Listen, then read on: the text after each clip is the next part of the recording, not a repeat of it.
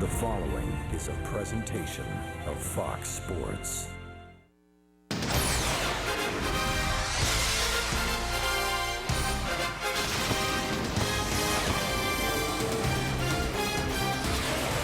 Welcome to Cardinals baseball tonight from the desert, Phoenix, Arizona, and Chase Field. Tonight, the Arizona Diamondbacks at 5-7 host the 8-4 St. Louis Cardinals. Well, on Saturday, if you missed it, you missed a long, and I mean long game, as Jaime Garcia was outstanding early, but so many pitchers that, well, Tony La Russa would have to go to position players. Late in the game, 19th inning, Yadier Molina would tie it up, but it wasn't meant to be. Joe Mather was on the mound, Jose Reyes with this sac fly, and the Mets would win a game that took nearly 7 hours at Busch Stadium and 20 innings, but the Cardinals did win the series. With Al Raboski, I'm Dan McLaughlin. Welcome to Cardinals baseball. Al, I guess the big question is, you played late last night, you come out west, also the 20 innings on Saturday. How about the bodies? How are they feeling now getting ready for tonight? Well, what helped on Saturday was it was a 3 o'clock start. So even with a 7-hour ball game, it ends about 10 p.m. Now they did have to travel after last night's ball game. That's a little taxing. Sometimes that shows up the second day of a series. But what a job that Wainwright did, because everyone in that bullpen is available with his complete game victory. He was a real saver of the bullpen. And, of course, Ryan Ludwig, the big blow to win the ball game offensively. Let's take a look at this Cardinals road trip, which begins tonight. 3 games against Arizona, second best in the major leagues with that .301 average with runners in scoring position. Starters have been good. Relievers have been awful. You see the last 4 games, ERA close to 15. The Giants, very good pitching, and their on-base percentage has been good as well. So we're looking at the Diamondbacks and the Giants, and Brad Penny will get the start here tonight. So Penny and Rodrigo Lopez will talk about the 2 right-handers when we come back. It's Cardinals baseball tonight on Fox Sports Midwest.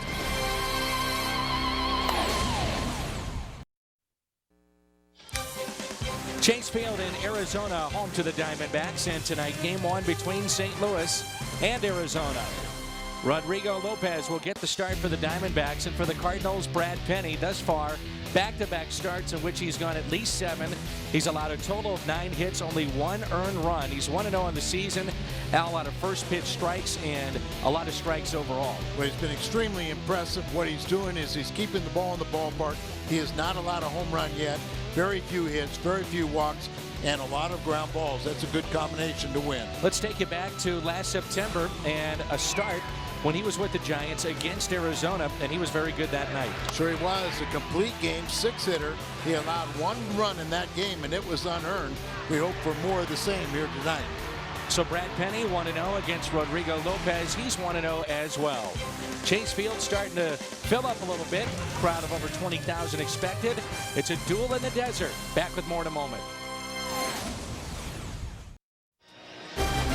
Cardinals baseball on Fox Sports Midwest is brought to you by Bud Light, the sure sign of a good time. Here we go. By Dobbs Tire and Auto Centers, #1 for quality tires and expert auto service. By Steak and Shake, life needs flavor. And by Chevy's expert auto service. See your Mid-America Chevy dealers or shop and compare at stlchevy.com. Roof is open and the paneling is open here at the ballpark. Chase Field in Arizona. Diamondbacks have struggled out the gates. They're 5-7. They've lost 4 straight. The Cardinals are 8-4 on the year and just took 2 of 3 from New York at Busch Stadium in St. Louis. Rodrigo Lopez is our starter for the Diamondbacks. Very good spring. Parlayed that into a spot in this rotation and making his 3rd start of the season for the Arizona Diamondbacks. 0-2 quickly on Skip Schumacher. Lopez has given up a lot of a lot of hits early. But you look at the last 4 starts by Diamondback pitchers, they have been outstanding, and we'll see some more of that good pitching in this series. That's ripped out to left, opposite field, gets down for a base hit in front of Parra, and a leadoff hit for Skip Schumacher. Let's take a look at the Cardinals lineup with Skip Schumacher, Ryan Ludwig, and Albert Pujols. Then Matt Holliday, Colby Rasmus, Felipe Lopez gets the start. Yadier Molina, Brendan Ryan, and Brad Penny the Cardinals pitcher, batting ninth. So the Cardinals will have Brian Anderson from the left side of their bench, and then Craig Mather-Freese, who does not make the start, and Nick Stavanoa. Here's Ryan Ludwig, picked up his first home run of the season last night. He was telling me before the game he wasn't sure when that home run would come, and finally it came at a really important time. Important time, a 2-run home run, the difference in the 5-3 victory. But in that 2-hole, just starting to relax, and I think we'll see that long ball. Here's a 1-0 pitch. Got him out in front, popped up, and that'll find the seats. Ludwig is very deep in the box, and he's talked about after the first week of the season kind of being in between with fastballs and off-speed pitches. Just never felt comfortable, but that back right foot is deep in the box right now. Kicking out the back line of the box there. Lopez has a wide assortment of pitches and really does a pretty good job of pitching on both sides of the plate. He returned to the majors in 2009. There's a base hit out to left. So back-to-back singles, and here comes Albert. Take a look at the defense here for Arizona with Parra, Young, and Upton in the outfield. Reynolds, Drew, Johnson, LaRoche along the infield. Rodrigo Lopez and Chris Snyder the battery tonight for Arizona. 61% of the Cardinals' runs have come via the home run. That's best in baseball, and a lot of it due to Albert Pujols' 5 home runs and 15 RBIs. It's also a small sample, and I think that percentage will come down, but this team really does, or probably will have a much higher than the average. Well, you think about last year, and it should be up from a year ago. Albert Pujols back this year, but you've got a full season with Matt Holliday. You're expecting some power numbers out of Colby Rasmus. You want Ludwig just to be Ludwig, and that combination of those 4 guys should get you above where you were a year ago. David Freese, another example. There you go, too. But figure he's going to get into double figures and playing at third base. 0-1 pitch now to Pujols. Last year the production, power numbers in particular, were down a significant amount with all the different players the Cardinals used at third base. It was Joe Thurston and Brian Barden this time last year, and now you have David Freese, and tonight it'll be Felipe Lopez. Yeah, so that's a nice combination there. And Felipe, the super sub, will be playing probably nearly every day at 3 different positions. Pujols looks at a ball, 2 balls and 1 strike. One thing you worry about is you don't want to be so dependent on the home run that you don't manufacture enough runs. Albert can handle that kind of pressure, but very few hitters can, when they're expected to just be the hero every day. A 2-1 pitch to Albert Pujols. Off speed pitch. Last couple of series I was talking to opposing pitchers, and I said, give me what it's like in your scouting reports on Albert Pujols as you see the Fox tracks brought to you by Southwest Airlines. I said, what is said in that scouting report?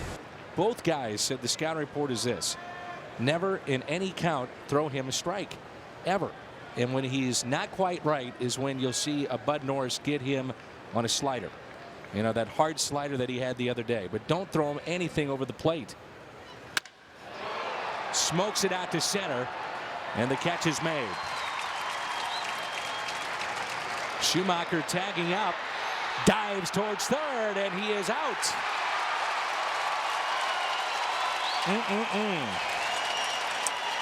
A bad base running right there by Schumacher. One, he made a very late decision in tagging up and advancing. And then when he did so, he stopped because he saw the play was in front of him. He was going to be out. But then Reynolds, the third baseman, was so far off the third base bag, he decided to restart and go to third, and that's what cost him the out. And so Lopez gets a much needed double play. The thing is too, Al, if that gets over the head of Young and Schumacher standing at the bag at second base anyway, he can walk home. Right. So there's no need to do that. Well, he went halfway, and then he went back to the bag after the catch, and really never showed the inkling of trying to advance. Did that late, and then, as I said, he knew he was going to be out, so he stopped, and then he found the throw was offline, and then he tried to go for third. And my point would be, if it's in the air, once you see that, head back to second base, even though it's a line drive. Right, because it's so deep out there. Yes. And his speed, you know, Young's a pretty good thrower, but he isn't that good. So it's up to Matt Holliday. Nice return for Holliday, back in the lineup after leaving early in that 20-inning game on Saturday. And a productive night at Busch Stadium against the Mets. 3 hits yesterday, his first 3 hits at home for the entire, you know, for 2010. Very good road trip to start the year, but then struggled a little bit at home as Ludwig is back safely at first. Now, as he tags up, and you can see where he was. The throw was already made. He wasn't there. Then he stopped. Then he tried to have a foot race, and he comes up empty. And he also came off the bag, too. So regardless, he would have been out. So it's 3 outs? Only just counts 2? for 1, Al. Okay.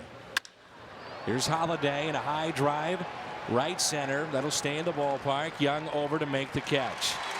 Cardinals really waste a good opportunity here in the top of the first. And Brad Penny to the mound when we come back.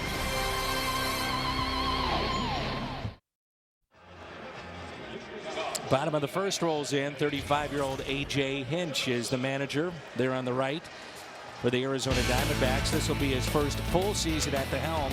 And a look at his lineup: Kelly Johnson, Stephen Drew, and Justin Upton. Then Adam LaRoche, Mark Reynolds, Chris Young, Gerardo Parra, Chris Snyder, and Rodrigo Lopez. Against hard-throwing Brad Penny, and he's our Marshall Wireless starter. Second best ERA in the National League. He got a no decision his first start, a brilliant win in his second start, and he has been in complete control, getting a lot of ground balls. And a lot of first pitch strikes. That one is taken for a ball by Johnson, former Brave, who's hitting .286, 3 home runs, 5 RBIs. There's 4 lefties in this lineup tonight for the Diamondbacks. And the 1-0 from Penny. The last 3 games, Arizona struggled at the plate, averaged just 2 runs in those 3 games. They've lost 4 straight overall, and hitting just .177 during this current streak.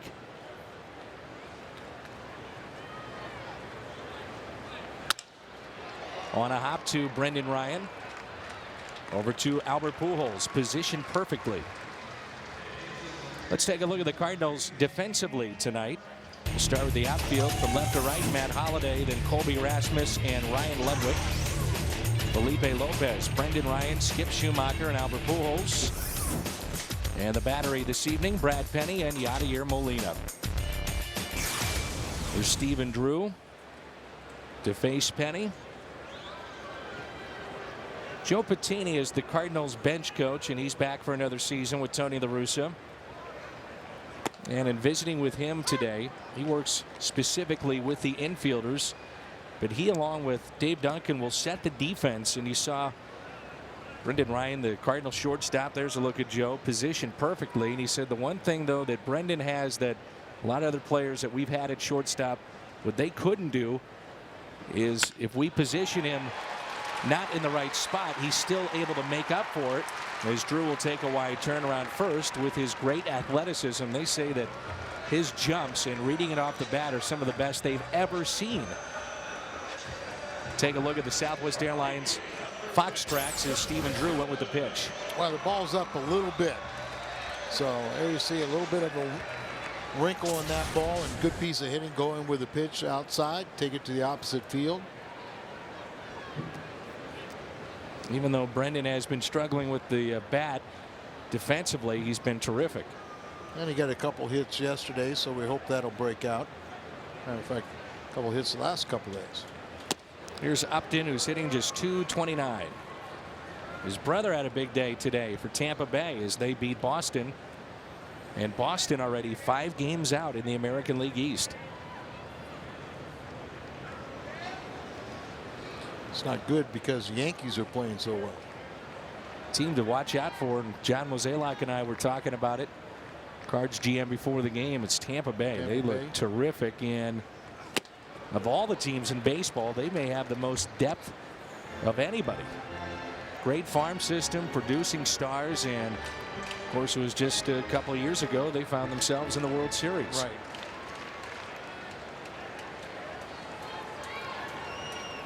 You think about both those teams, low market teams, not paying a lot of money for free agents, so developing talent from their farm system, and the Marlins have done that.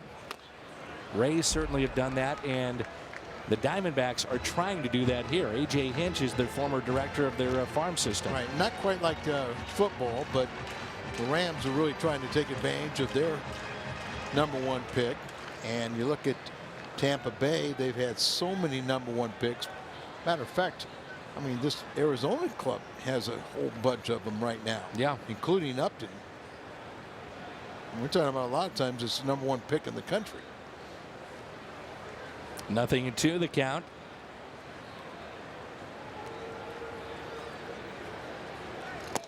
Inside to Upton. We saw the velocity in the last start for Brad Penny was up. It was around 93, 94, 95 consistently. Well, he's been right around that range right now tonight. Breaking balls, got a little bit up, a little bit. He's been so good at getting that splitter down, the breaking ball down, even his fastball down, getting ground ball outs. Works from the first base side of the rubber. Splitter right there, but a little off the plate. Wondered which point of this road trip, if at all, outside the off day on Thursday, that Yadier Molina will get a break. Caught on Saturday, is back in there again on the nationally televised game with Wainwright on the mound. Let's see. I'll make a prediction for you. Well, Brian Anderson is available. I say tomorrow. Held on to by Molina. The strikeout of Upton. Let's take a look at our Toyota keys to the game. Highest winning percentage against the Diamondbacks. Brad Penny, Randy Wolf, Levon Hernandez, and Jeff Francis. Of course, Brad Penny and a couple of seasons with the Dodgers, and then finished up last year with San Francisco. So seeing Arizona here in the West Division. He's made 17 career starts against Arizona with a 9-3 record and ERA under 2. Now I'm assuming you're saying that Yadi gets the day off because of the opposing pitcher. That's part of the equation. No, I'd say it's because of the Cardinal pitcher. This is well hit. Right center field. Rasmus will look up, and it one hops over the wall. So the Cardinals will catch a break here as LaRoche will get a double, and Drew has to go back to third. We haven't seen too many LaRoche doubles or extra base hits in April, have we? Yeah, he's a guy that always struggles early on. Notoriously slow starter, but strike zone and down, and he just hit it to one of the deepest parts of the field. 413, bounces over the wall. Now, I say because of Kyle Loesch's pitching tomorrow. You didn't want to do it yesterday with Wainwright, and you don't want to do it Wednesday with Carpenter. So Loesch is the guy that gets Anderson. Yeah. And here is Mark Reynolds. Averages under 200, but 4 home runs and 9 RBIs. He had tremendous power and a real threat to knock the ball over the wall anytime he's at the plate. Cardinals will see Danny Herron, the former Redbird, tomorrow, and then Wednesday night Edwin Jackson.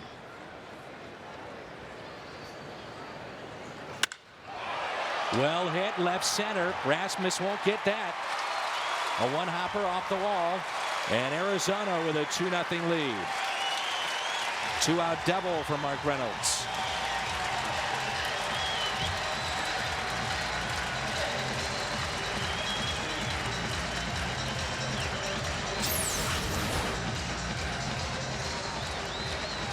Ball running is set up outside, and it's running back in, and it's up a little bit. And Reynolds, who, boy, he can strike out with the best of them. the all-time strikeout leader in a single season. But as you mentioned, tremendous power and a dangerous hitter. Diamondbacks expecting a bounce-back year for Chris Young. Center fielder. Spent most of the year in the minor leagues, didn't he? Parts of it. 277. 3 home runs and 15 RBIs. Boy, how things can change quickly. The Cardinals had a rope off the bat of Pujols with nobody out. 2 runners on. And for Young, how things can change quickly too. After a couple of seasons ago, how good he looked, and he pops out to Pujols, and the Diamondbacks strand a runner, but pick up 2 against Brad Penny.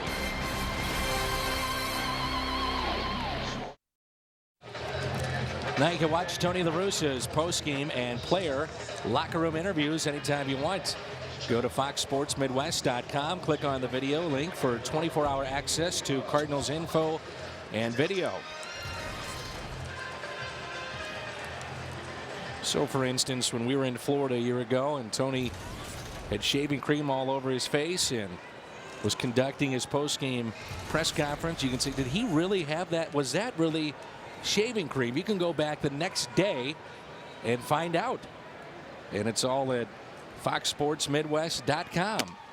See how much fun he has entertaining those questions. From the cat many times too. Oh, the cat always asks intelligent questions. I'm talking about some of the other members of media he likes to play with. Here's Colby Rasmus, and Rasmus takes a ball, 1 strike. It was good to see that home run from Colby. Now has 3 on the year.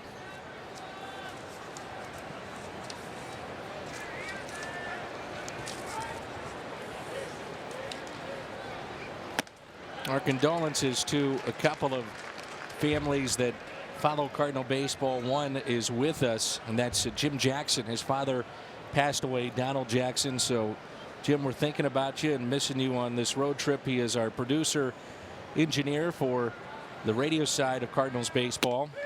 And there's a strikeout of Colby Rasmus. We know it's getting a little late back at home, but also good friend of mine, Dan Giesler, his father Dave passed away on Friday night, and many family and friends are watching the baseball game tonight. We wish the Giesler family and the Jackson family our condolences, and we're thinking about them all.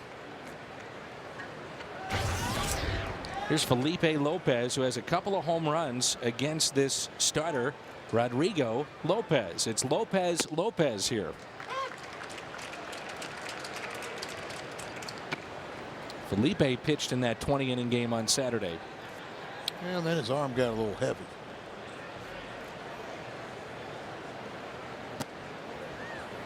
Had the big grand slam on Friday night, game 1 of the series against the Mets. A series in which the Cardinals didn't lead all that much, but yet they take 2 of 3. Cardinals have won all 4 series they've been involved in. 4-2 at home, 4-2 on the road. Young campaign. A ball and 2 strikes on Felipe Lopez. Felipe hitting .211 from this side of the plate, .267 on the other side. But that's with a very slow start, and of late he's been picking up the pace. Yadier Molina is on deck.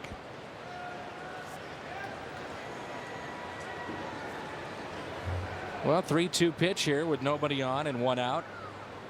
Top of the second, Cardinals trailing 2-0, and it's a 1-out walk, and Jim has more on Felipe.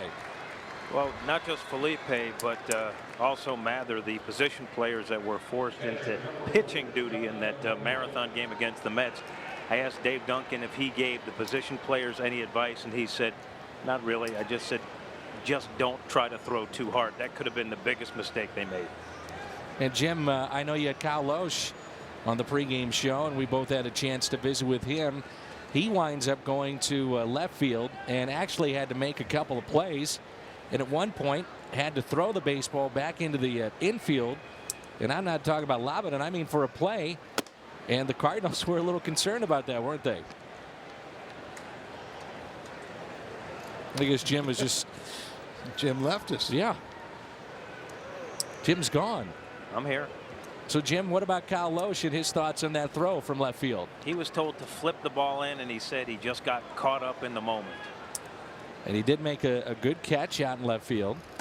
He also admitted to me that when he first went out there, based on the fact that he had never played outfield before, his first thought was, please don't hit it to me. Al, that's just what you want to hear, don't you? Oh, yeah.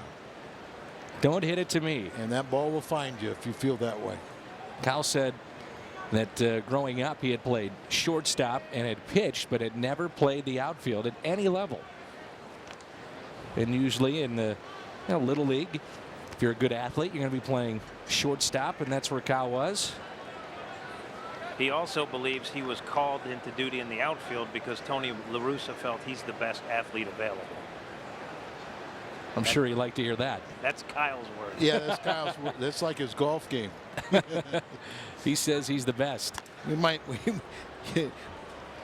Now, this is not Tony's words or anything else, but somebody could have told me it might have been because you were the most expendable. Well, Al. I mean, so you're saying that throw it back at him. Okay. You know, the clubhouse humor is a little cruel. Well, it's expendable, but it's year 2 of a contract that pays you $40 million, so let's be a little careful with him. Ooh, up and into Molina. Glares back at Lopez. Wainwright and Loesch are very competitive when it comes to golf, and they're always giving each other trouble about who is the best athlete in that rotation. And Carpenter, you're not going to let him touch the field. No. He goes out there to pitch, and that's it. Penny was not considered in that role. You know, probably Garcia had pitched that day. Runner goes, and a swing and a miss. Throw to second. Not in time, and a stolen base. First of the year for Felipe Lopez. You know, you're always worried, but Wainwright would have been an obvious choice because of his hitting ability and because of just such a great athlete. As we look at Lopez taking off here, throws short arms him, gets underneath the tag. But, you know, you would, last thing you want is any player to go out there and injure themselves. But when you're in the 20th inning or you're late in that ball game, the last thing you want to do is have your tomorrow day's starter go down. And Loesch was saying, with everything that went wrong last year with him, he said, I was very thankful I came away not hurt. And now he's got a good story. Well, all those guys were so excited to do the different roles, and it made it fun, even at this level, for major leaguers. 2-2. Molina strikes out, and that's 2 in the inning for Rodrigo Lopez. Just not used to seeing Albert and Molina strike out as much as they have in the early going. And seeing that Fox tracks is about a foot inside. The pitch has exploded in on his hands. So here's Brendan Ryan, the shortstop, has his average at 171. No homers, 1 RBI, and an on-base percentage of .256. Well, he got 4 hits in the last 2 games, so hopefully he can start seeing that average climb. We noticed in batting practice, we'll have to take a look here, if his back shoulder is dipping a little bit and bat was kind of dragging through the zone. He was hitting a lot of balls to right field. But he's trying to work so hard at trying to change his hitting style a little bit, and probably caught a little bit in between.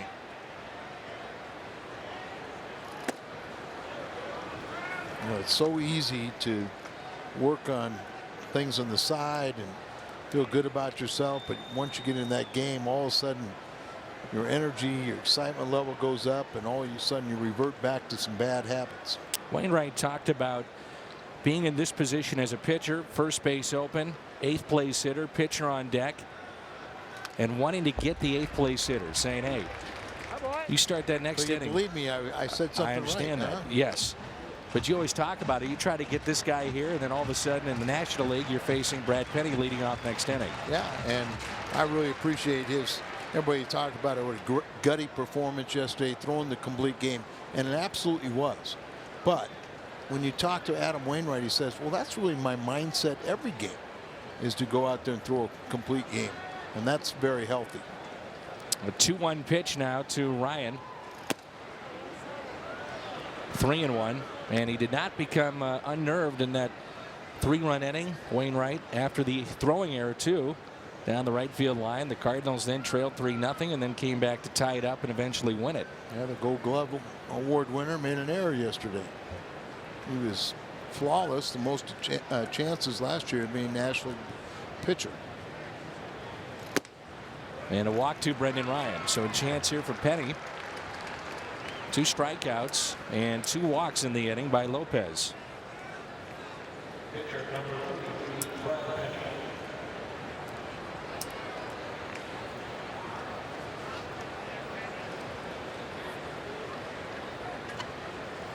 Brad Penny can walk into one, help his own cause. Runners at first and second, 2 outs.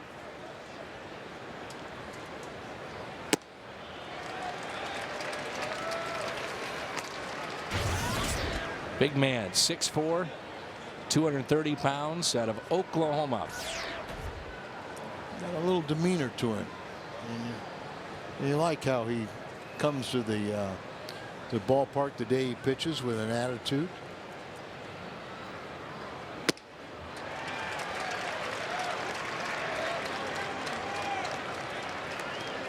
Lopez, before he had Tommy John surgery, he had 3 opening day starts with Baltimore. So he's been a pretty good pitcher in the past. Parts of 9 seasons. Padres, Orioles, Rockies, Phillies. Now the Diamondbacks.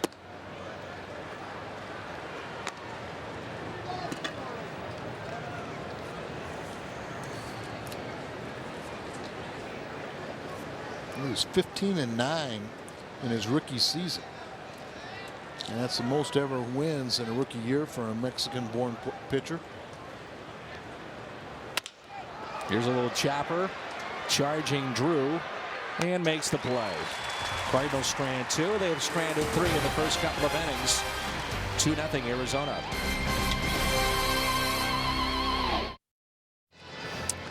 Look at our text poll. Who is the best in the National League West? Dodgers, Giants, or Rockies?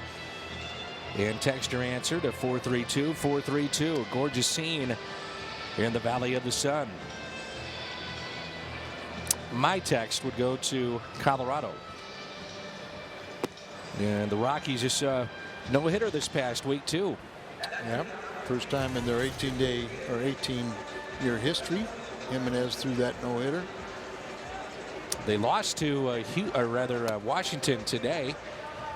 I think the Nationals will be a little bit better this year. They should be. Yeah, they've got off a tough start. They had a lot of games with Philadelphia early, but and I'll say the Giants just for the heck of it because they're great. Good pitching, yeah. And that's where the Cardinals go after this 3-game set. Go to San Francisco. I believe the Cardinals, at least 2 of the 3, will get Zito and Kane, and I'm not sure if they're going to see Lincecum. Now, if you're a baseball fan, you say, yeah, he's fun to watch and he's a treat. But if you're one of the Cardinals or even a fan of the Cardinals, you're saying, well, I'd like to watch him pitch, just not against the Cardinals. Right, he's that good.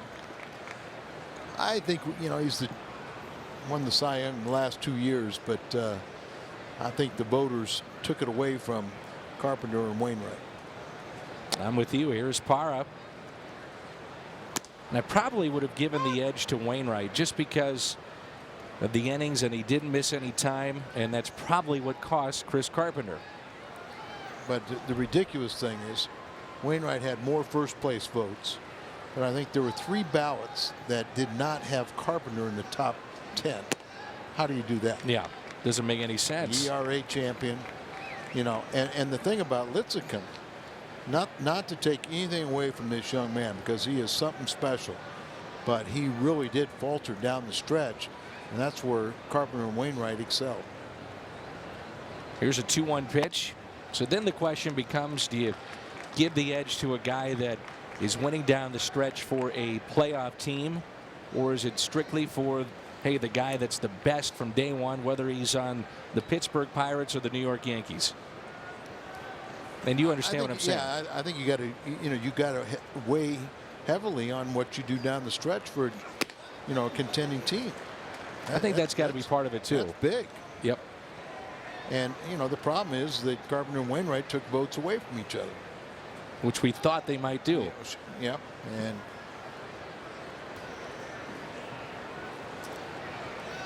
3-2 the count here on Parra.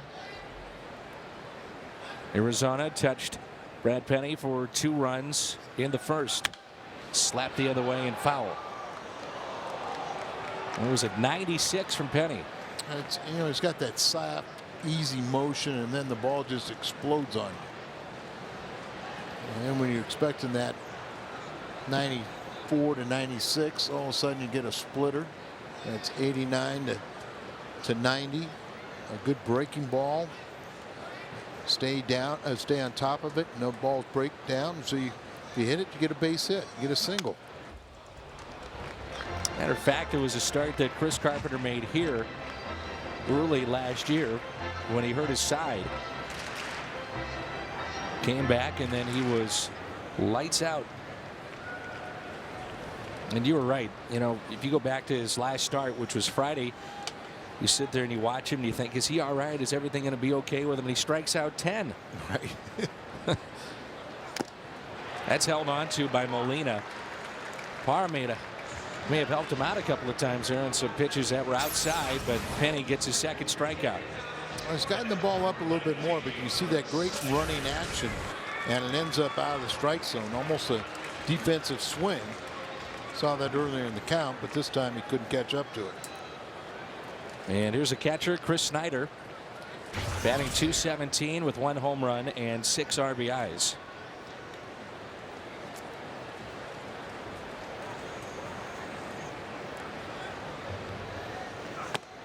First pitch, a strike. So Penny gets 7, 8, and 9 in the lineup here in the bottom of the second.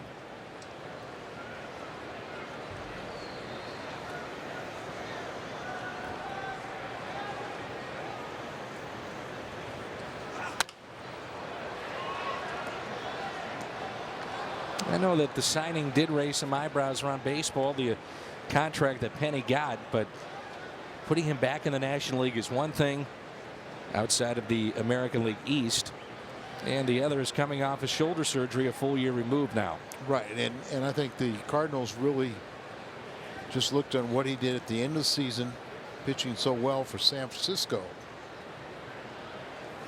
And it's a 1-year contract. Dave Duncan's, signals out guys, and Brad Penny was one, that he said, boy, this guy, he's really good. I think I'd like to work with him. I think I'd take him to another level, and there's not a lot of harm in a 1-year contract, but you got a chance when he's healthy, he can be a very, very good pitcher. Here's a 1-2 pitch, a broken bat, shallow right center, and it drops in for a hit. Off the end of the bat, and a base hit for Snyder. New innovation at Busch Stadium in 2010 is Cards Cash. Add money to the barcode of your ticket and use it at any concession stand or kiosk that's in the ballpark. Add Cards Cash to your ticket, and the team will throw in bonus money. Get $12 of Cards Cash for just $10 whenever you buy tickets in 2010. For more info, visit cardinals.com/cardscash. We'll return home and we'll see the phenom, Mr. Hayward, and Bobby Cox. Maybe his final visit to St. Louis. The Atlanta Braves on Monday, and that will be a half-price night next Monday at Busch Stadium. Hayward's got 15 RBIs already. All right, defensively, Al, how do the Cardinals want to play this? Well, you're probably going to anticipate a bunt here. You got Lopez coming in. You got to catch a running at there. Well, Pujols charges, and he'll go to second, out there, and that's all they'll get. So Pujols, the minute the pitch was thrown, he was charging the entire time along with Lopez over at third base. You see defensively what you're talking about. Look at Albert. Still in the set position. He comes down here, gets it. With his good accurate throwing arm, they're going to get the lead runner, catcher running, and they don't complete the double play. But now you keep that pitcher out there, run the bases a little bit. Think about the fact you didn't help your own cause. And on that play, you know, Pujols is going to be aggressive anyway. We've always seen that, but your catcher, Yadier Molina, is also helping in that particular spot, screaming at Pujols where to go with the baseball.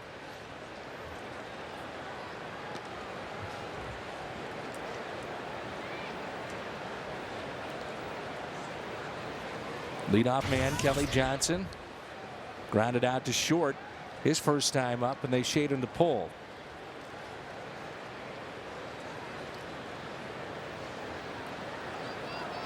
And Pujols, with the pitcher at first, is playing behind the runner, so not even holding him on with a left-handed bat at the plate.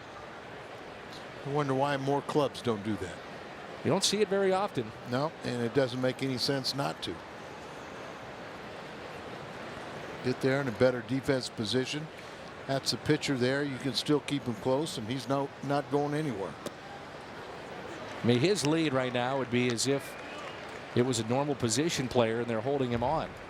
He's not getting any kind of lead, nor is he getting much of a secondary lead after the pitch. Right, he's almost like flat-footed when the pitch crosses the plate.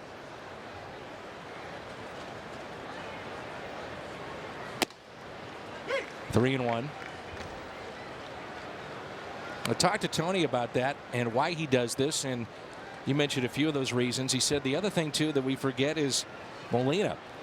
You know, Molina is able to neutralize even a running game in this spot. So if they even wanted to try something a little different, he says take your chances. Yeah, you're almost begging him to. Exactly.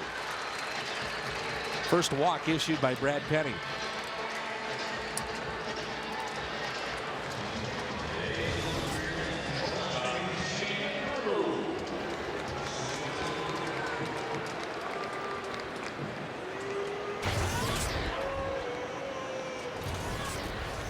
Here's Stephen Drew, singled and scored in the first, and the 2-out double by Mark Reynolds at plate at 2.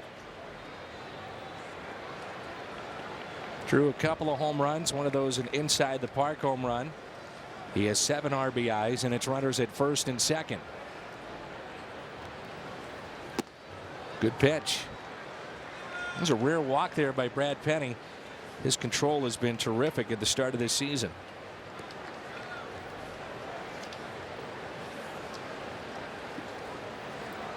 And Penny didn't walk a man his last time out. He walked 2 in the opener of his season against Cincinnati. Both games he struck out 4. That misses a little bit in.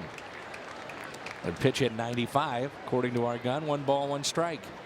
He didn't have quite the same command that he's had in the first 2 games, but you just kind of get the feeling that get this 2-out batter here and regroup, kind of wear down a little bit and start throwing more strikes. Good block by Molina. Talking with Jeff Murphy, who is a bullpen catcher and one of the coaches for the Cardinals who works specifically with Molina. And he said he really has improved his blocking because of his flexibility, and they feel that this season he's in the best shape of his career. Got a little lighter, and it shows back there. But flexibility has always been the issue ever since he first came up. Ground ball to Schumacher. The Diamondbacks strand 2. They have stranded 3. Top of the lineup coming up. That means Albert due up 3rd. Cardinals baseball on Fox Sports Midwest is brought to you by Kia Motors. To learn more, visit kia.com. And by Jack in the Box. Try Jack's new grilled sandwiches, the turkey bacon cheddar, or the deli trio at participating restaurants. Difference in this ball game is in the first, Mark Reynolds with a 2-out double to score 2.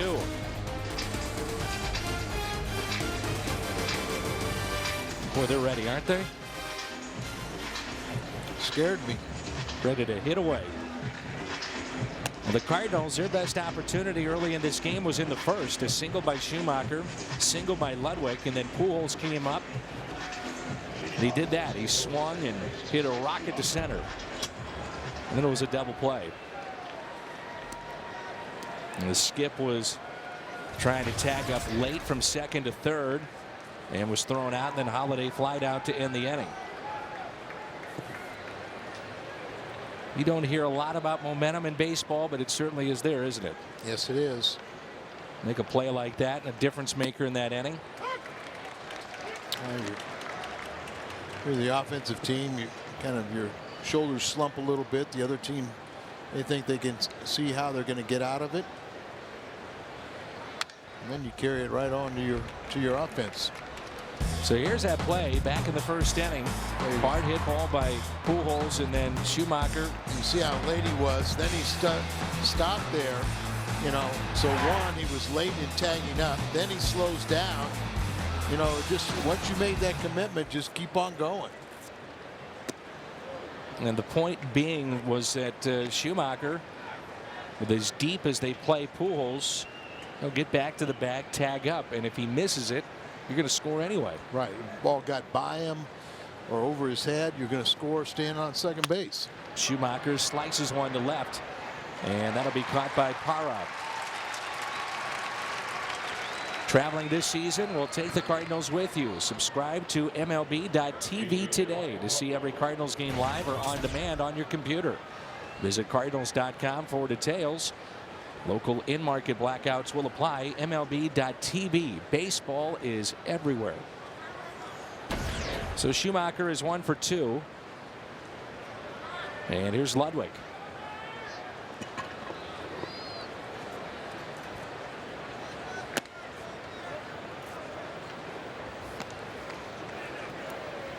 Strike zone has been a little tight tonight. Yeah, but you know, it's in my mind, Penny's got, you know, a few balls up a little bit. Lopez really not having any problems. And this is hit in the air. High fly ball to right. Upton under it, 2 away.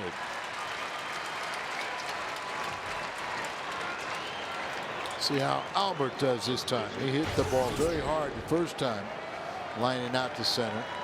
They say Lopez does a nice job of moving the ball around. Change his speeds, move the ball around.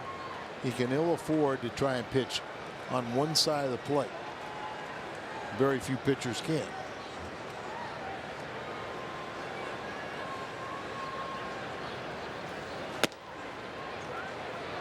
Ball 1 to Pujols. He had a couple into the second deck during batting practice here at Chase Field in Arizona, right below the front row sports grill out there in left. It's a long ways away. Did he break one of the lights in front row? Yes, he did. A couple years back.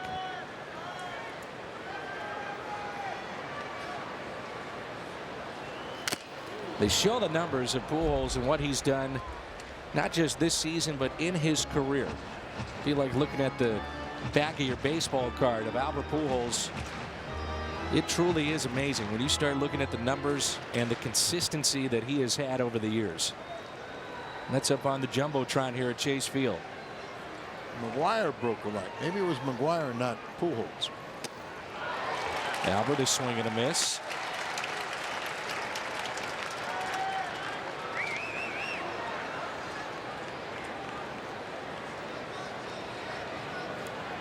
We're just so used to Albert now, but apparently it was Big Mac. Ooh, right down the middle. You see, Al, when you have that back of that baseball card and it looks like that, you get those calls. What, darn right. You know, the last decade, he spotted everybody in the National League 1 year and still was the Triple Crown winner. And he fouls this off his foot. How about that pitch up and in? How did he hit that? Well, it's a self-defense. If he doesn't hit this pitch, it hits him in the chest. Watch this ball run right up in there and look at the one-handed swing and fouls it. Show you how he fouled that ball off his back foot. Now, anybody other than Albert, you say, well, this guy will never be a major leaguer because he doesn't have any bat speed. But he hit that ball so late with one hand, it fell straight down to his back foot. Here's a 3-2. And a walk to Pujols. I think it also gives you a little idea, and we've seen this tonight a couple of times from Rodrigo Lopez against the right-handers, of that pitch kind of exploding in on the hands. Yeah. If you can get that ball tailing in there. You know, I was talking with Chad Blair and Michael Andretti, assistant hitting coach, and talking about pitchers and how we say that very few pitchers really pitch to hitters' weaknesses. Like Holiday, you really want to pitch him inside. You want to do it to Albert too. Take away their power. But with pitchers today not having good fastball command, they're afraid, and rightfully so, that they're going to leave too many balls in the middle of the plate, and those balls are going to be hit out to left. They're the shortest part. So, you know, years past, you didn't mind hitting a guy, so if you missed way inside. They're going to come in now.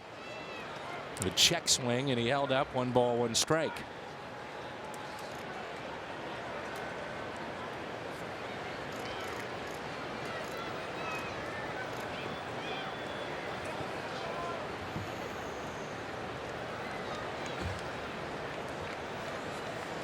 Let's see if Holiday can't tie it up with 1 swing of the bat. This is up and in. 2-1. Not a very good breaking ball there, so take a little walk and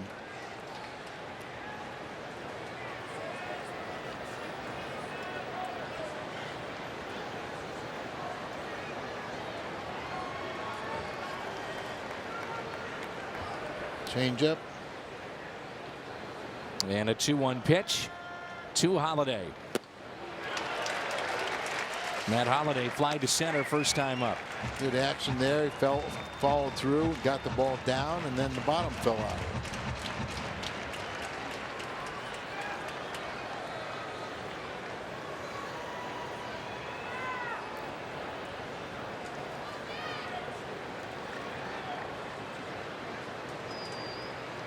Fastball probably in. And Holiday hits it down the right field line. That's slicing, a fair ball, and into the corner. Pujols to second. He will be stopped at third. And it'll be second and third with 2 outs. Fastball should have been in, because that's what happens when you leave it out over the plate. Let's go pitch by pitch here on Matt Holiday with 2 outs, and his double brought to you by Chevrolet. First pitch, fastball out away from him. He takes it. Then he tries to throw an off-speed pitch. There's another breaking ball. There's the changeup, and then the fastball up out over the plate, and he just hit it, rifled it down to the right field corner, but he couldn't score, and Lopez still has his way to get out of it with 2 outs. Kobe struck out the first time and looked a little perplexed.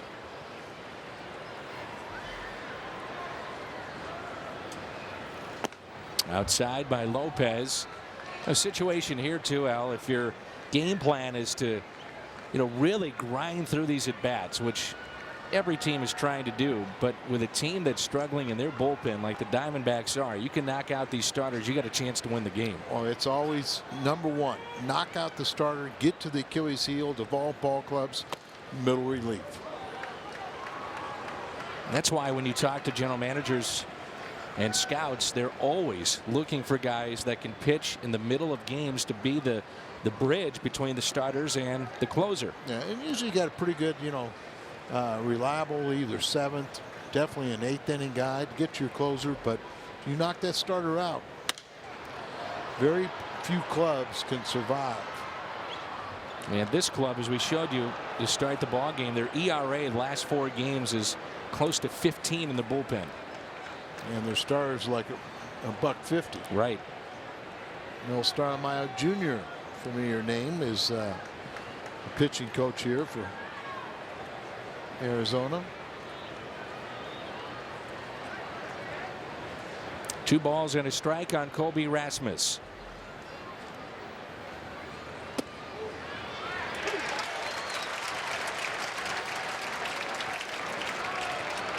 Cardinals in the first 2 innings stranded 3.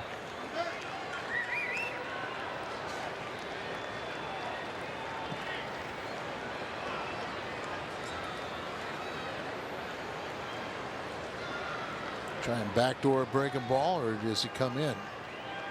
And Rasmus chops it to the right side. Race to the bag. Lopez is there and got him by a step. A.J. Hinch and the Diamondbacks midway through 3 with a lead of 2-0 here in Arizona.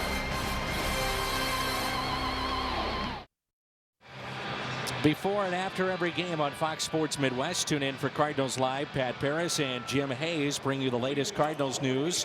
Our new addition, former Cardinals pitcher Cal Eldred, joins us on the pregame show. Ricky Horton is back again to break down the game action on the postgame show.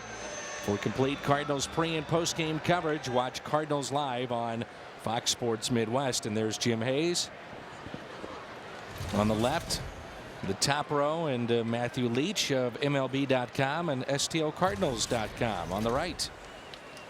Here's Justin Upton. How about Matthew Leach's education? Harvard He grad. told me all of his fellow classmates are all working for Fortune 500 companies and miserable, and he's happy.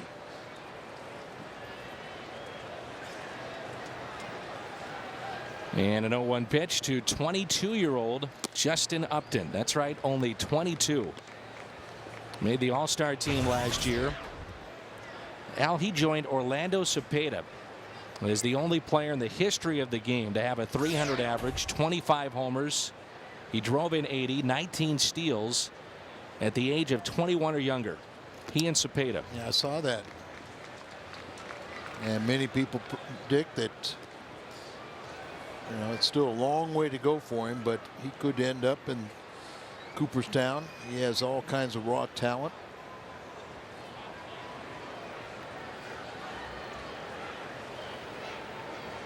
Here's a 2-1 pitch.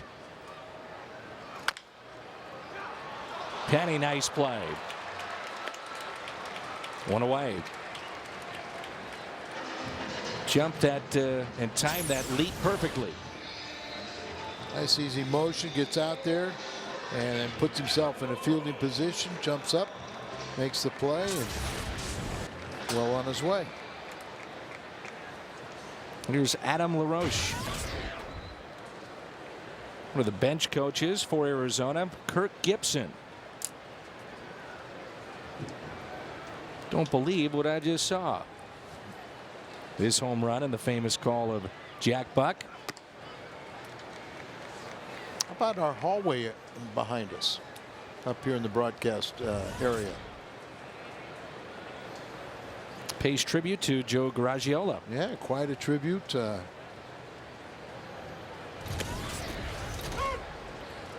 Named their television booth after Joe, and a lot of pictures, and goes for about 100 feet. This tribute to him and throughout his playing career and broadcasting. And apparently he's feeling much better and has done at least one game this year. We got to say a big hello to Mickey Garagiola.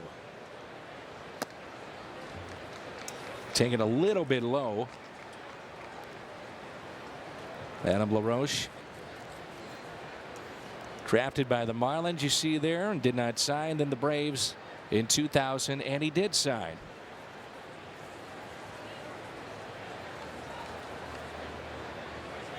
Here's a 2-1 pitch.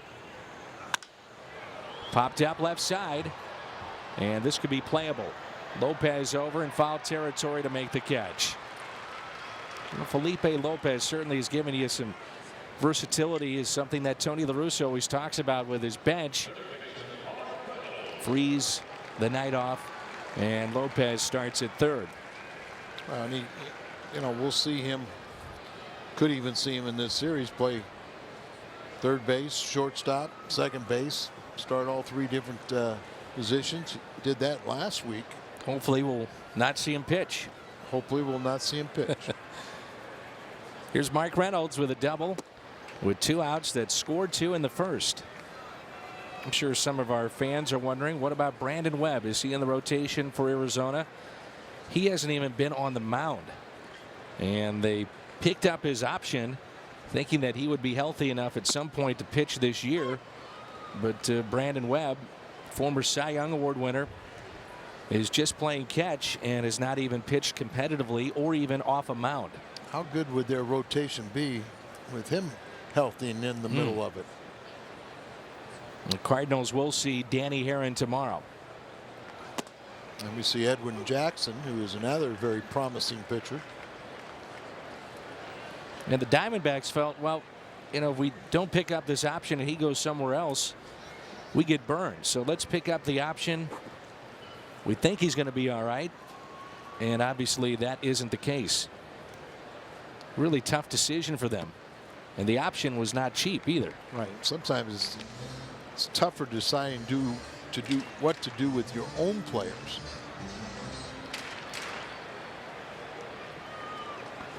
Well, they both hit for power, these two, but one doesn't strike out nearly like the other. Reynolds over 200 strikeouts in a season. And the 2-2, instead time is called. And you talk to scouts and they say that's what really amazes them about the power of Pujols and the fact that he does not strike out a lot. Although this year has been a little bit different with his start and the strikeouts, but there's a look at it. The careers: 430 games for Mark Reynolds, 571 strikeouts, over 1,400 for Pujols, and he's at 579. It's 371 for Pujols, the most ever by a player in his first 10 years in the big leagues. And Albert's just starting his 10th season. So a 3-2 pitch from Penny and a swing and a miss by Mark Reynolds. 3 strikeouts for Brad Penny.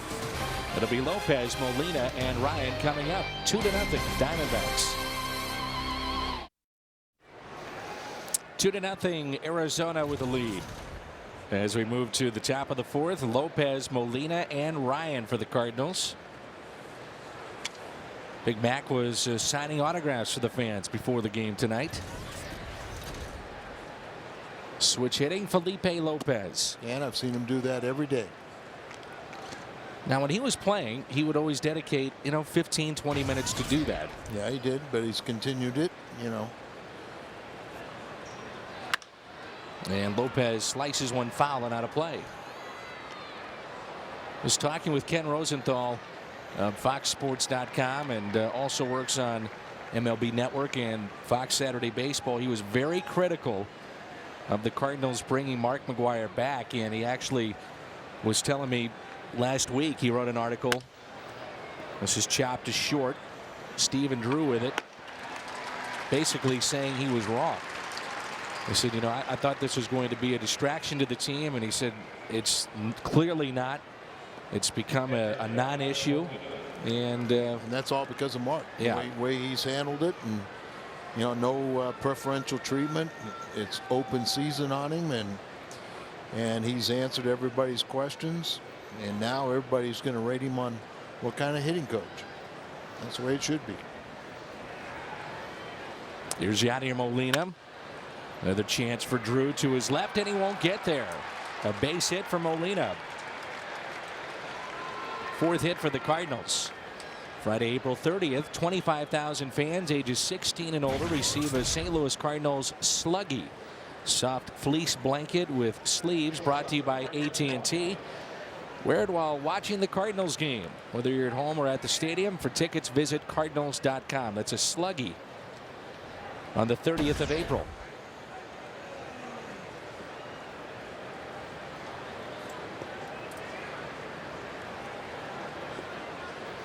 And here's Brendan Ryan, Cardinals' 8th place hitter.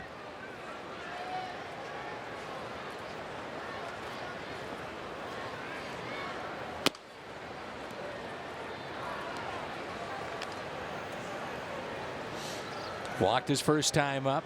That brought up Petty with the 2 runners on, and Lopez got out of the inning. And one of the things you don't want to do is he's trying to find himself as a hitter now, is not take that outside pitch to the opposite field.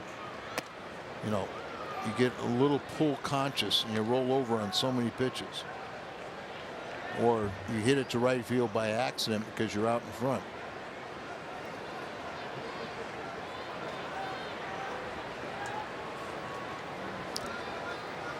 One out, 2 balls, no strikes.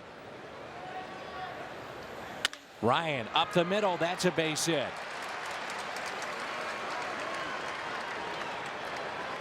So if you're Tony La Russa, what do you do here? You've got first and second, and the pitcher coming up. And if you're thinking about bunting in this spot, the one problem that you may have is your lead runner is the slowest player on the team, at least in the lineup tonight, and that's Molina. So he's got to get a very good secondary lead if you try to do this. Right. And sometimes you're trying to get that lead, and the bunter puts the bat out there. You don't see it. You assume it's going to make contact, and you're caught. I'd rather have him swing away. He'll throw to second.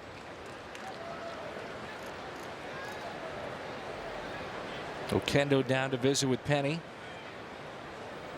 You see the last sacrifice bunt for Brad Penny last year with San Francisco. Third baseman is Mark Reynolds. He's in. First baseman LaRoche is in as well. Brad won that ball game. Complete game, 6-hitter. Now with a left-handed throwing first baseman, that throw becomes a little bit easier if he decides to go to third. You can see that Arizona wants to keep Molina as close as they can to second, come up with that play. Well, if you're gonna do this, you want to bunt it hard enough to get it by the pitcher down to the third baseline, where the third baseman has to come in and vacate the bag. If you bunt it, as you said, down the first baseline, the way LaRoche is charging, they get the lead runner at third base.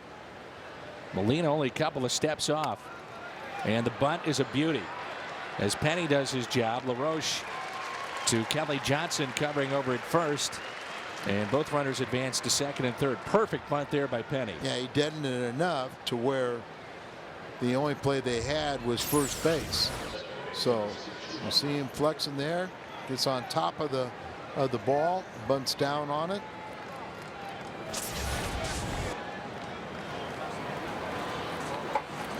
And here's Skip Schumacher, who is 1 for 2. Both times he's gone to left field. First time a single, and the second time he lined out to Parra, the left fielder. Big gap into right center field. They shade him the opposite way.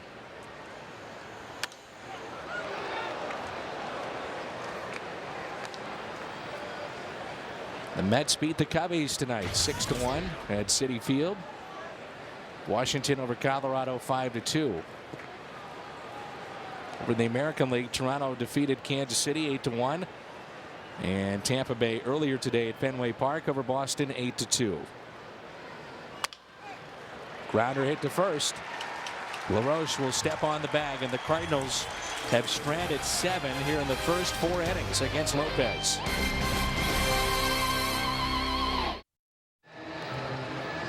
The Stated History presented by Schnucks. 1979 Yankees closer Hall of Famer Goose Gossage sustains a sprained ligament in his left hand after a clubhouse brawl, and that was with the teammate Cliff Johnson, who then was traded to the Indians.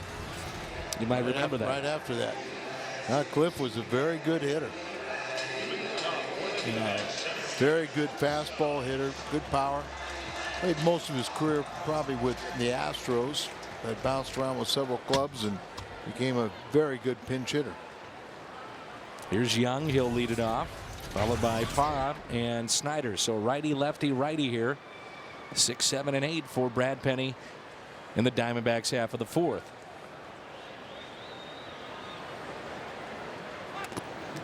Trying to bunt his way on. And Young was one of those guys, and still could be. He's very young, is Chris Young. But he's the kind of guy that not only can do that, bunt his way on, but also hit for power, big power. That's right. He already has 3 home runs and 15 RBIs.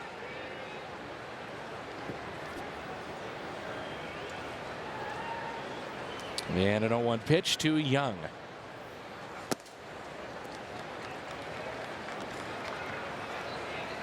Taken just a little bit low.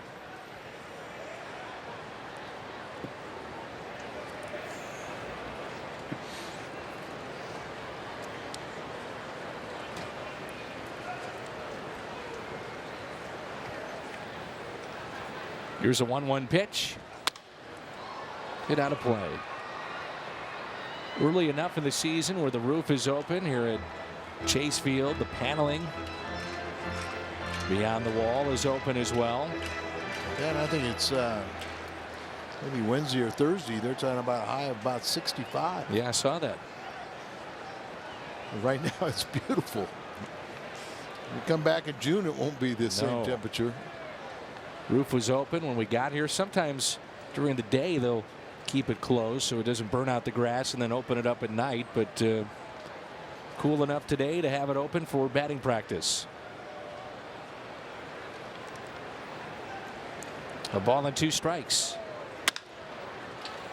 Chance for Lopez. Gobbles it up and makes the play. Felipe Lopez, a former Arizona Diamondback. I split time last year between the Diamondbacks and Milwaukee. Hit combined .310.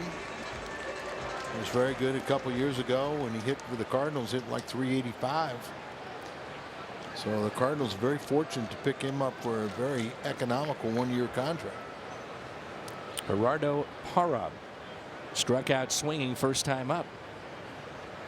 Left fielder for A.J. Hinch's club. Met Jennifer Lopez yesterday. J-Lo? No, Felipe's wife, Jennifer. Okay. Was it a nice visit? Yes. Well, good. Very nice family.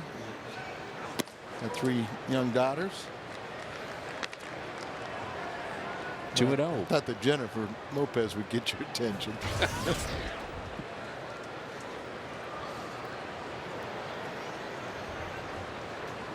Remember how the Diamondbacks went at it when they first were added to Major League Baseball? Buck Showalter and his crew came in and had a couple of years to get things organized, draft and develop players, sign some players. They were better. Travis Lee comes to mind. They were better equipped coming into existence, where they changed the rules, where they had about 3 drafts.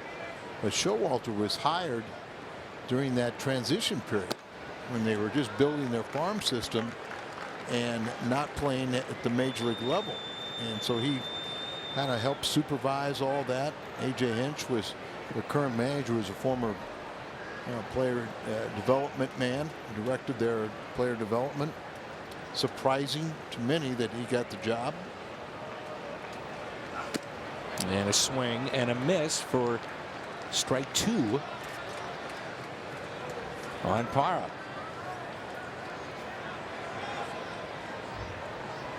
Of course, they won the World Series title, one of the most dramatic series in the history of Major League Baseball, over the Yankees.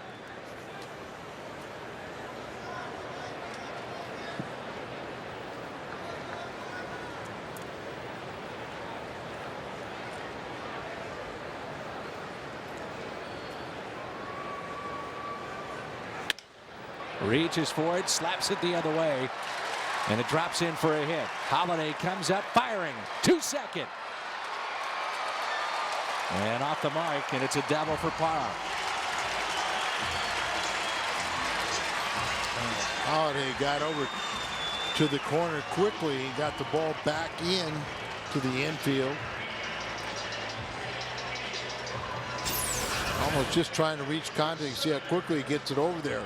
A little bit to the outfield side, so he slides to the infield side and then holds on for dear life. So going back to that championship team, it was anchored by Curt Schilling and Randy Johnson. Mark Race, who was working in the booth next to us, was part of that. Tony Womack, Luis Gonzalez. Now, is Matt Williams still active then? Believe so. Matt is did a little broadcasting. Now he's the first base coach for Arizona. There you see him. He makes his home out here, and he was kind of their Lopez stays with it, fires to first, and a pick by Pujols. How many errors does Albert Pujols save over the course of 162 games? A bunch. You know, soft hands. Here he jumps up and pops out, grabs it. Doesn't have a crow hop, so you don't have as much on your throw. And Albert with those very soft hands and stretches out at the last second. You can complicate things by stretching out too soon over at first.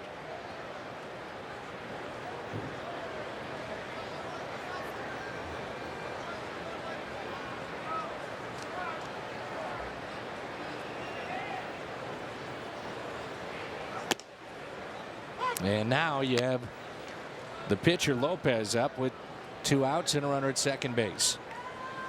Now, the mindset of a pitcher is, he may not say I'm going to strike this guy out, but he will say he's not going to get a hit.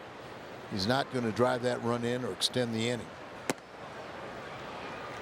1 ball, 1 strike.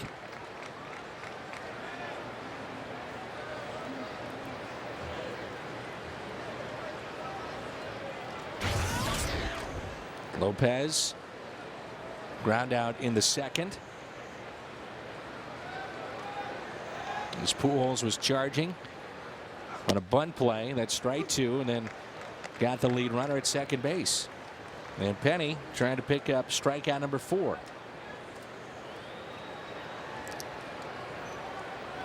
Cardinal starters have been so good of late. This last time through the order, going deep into games. The homestand, Cardinals starters went 4-1. There's strikeout number 4 for Brad Penny. Big bats coming up for the Cardinals in their half of the 5th. Ludwig, Pujols, and Holiday.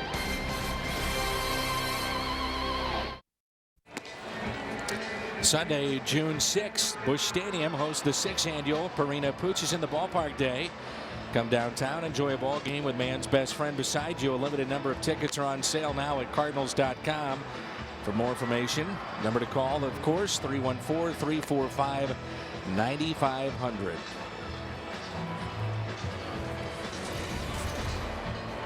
The Cardinals have left 7 on through 4. Well, it's not like they haven't had their opportunities here in this ball game.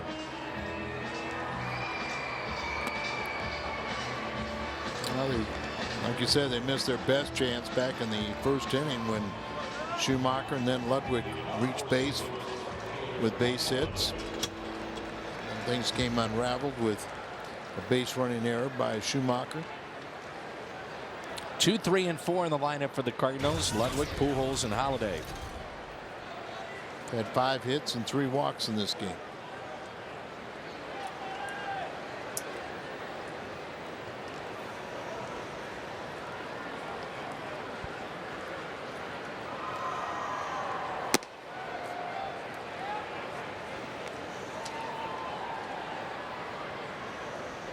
So 56% have been fastballs tonight. And this is pitch number 74 from Lopez. So this kind of rate, the way he's going, we at some point we'll see the bullpen here, the Diamondbacks. Bring him on. Only in the 5th, 2 balls, no strikes. Now their bullpen is not going to continue to pitch as poorly as it has.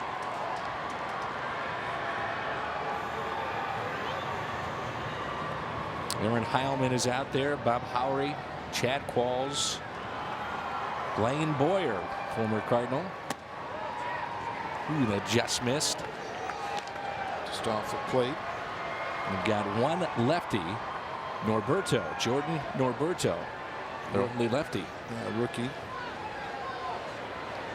3 balls and a strike on Ludwig. They did put Connor Jackson on the bullpen, on the disabled list today, and brought up another reliever who had been here earlier.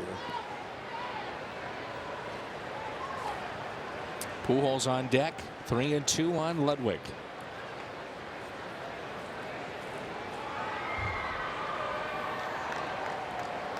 Tony many times using that 2 spot for a young player or to jumpstart a veteran, and it certainly has jump-started Ryan Ludwig. He draws another walk. He's on base for the 2nd time. 4th walk, just exactly what you don't want to do. Walk a man ahead of Pujols. Pujols lined out his first time to center and walked into 3rd. 0 for 1 tonight. Holiday on deck. He could tie it up with 1 swing of the bat. First pitch to Pujols. Starts him with a breaking ball at 75 miles an hour. You think about Albert Pujols now in your 10th year, you've been pitched every which way. Fastball, slider, breaking ball to start. I mean, it's been any kind of possible scenario. He's seen it. And yet he makes the adjustment. Well, I think in a lot of cases, you know, Albert goes up there looking for a fastball early in the count. And when they throw a breaking ball, you know, he's going to take that more times than not. Unless it's a hanger, something he knows he can jump all over. But one thing about good hitters, and Albert's the best, is they're not afraid to hit with 2 strikes. 0-2 pitch. Third strikeout for Lopez.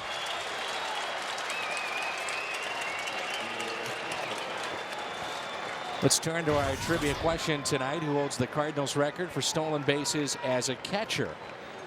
AT&T trivia question tonight. And we've got 3, and the third may surprise you a bit. Yadier Molina with 9 steals. That was last year. And the team leader, Pujols. Now, McCarver could legitimately run for a catcher.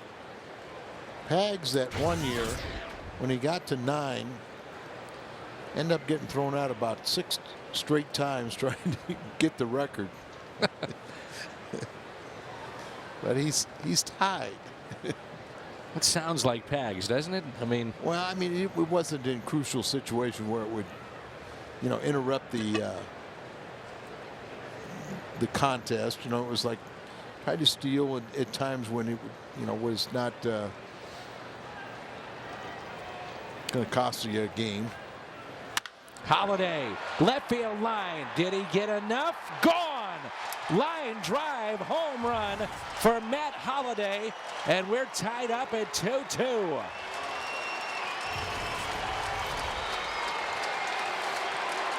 Just yanked it out of the ballpark.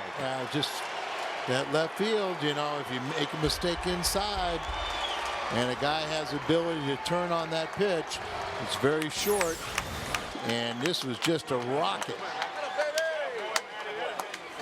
Gonna just clear the hips. Yep, that's it. Use the hands, clear the hips, and didn't have a lot of altitude to it, but boy, it had some steam on it. A fan may have gotten hurt out there trying to catch that souvenir. Just a rocket. Look at this, opposite way.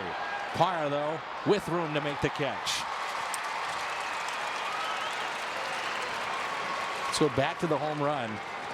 To try to go inside here on Holiday, but again, watch him clear his hips. Yep. Yeah, it turns so quickly, and the hands come through. He knew it was a line drive. He just questioned, did it have enough altitude? You know, Dan, we talk again. You know, this team prior to this inning had stranded 7 runners and held scoreless. You know, you can talk. You know, I mean, home runs are great, but you don't want to become dependent on them. You'd love to mix in a few manufactured runs along the way. Here's Felipe Lopez. We're tied up at 2-2. I've said it many times, you know, television does not do it justice just how strong and big some of these guys are, and Holiday is one of them. He was out here today at about 1:30, 2 o'clock with a workout in right field, not wearing his uniform, just had a normal t-shirt, and I mean, the guy is put together, and you just saw that there with that line drive home run off his bat. 35 home runs. 67 runs. Yep, 35 of the 67. Well, those are great, and you know, the Cardinals are coming in now. We're tied with for the league lead in home runs.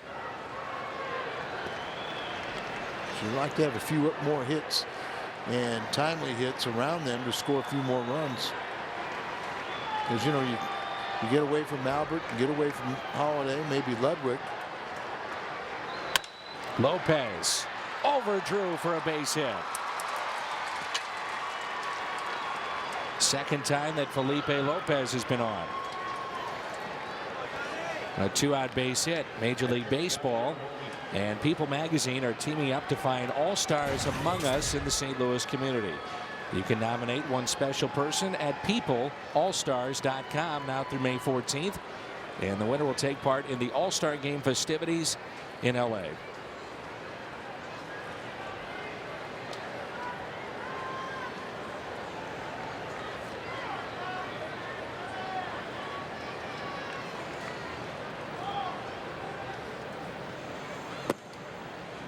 The ball taken there by Molina.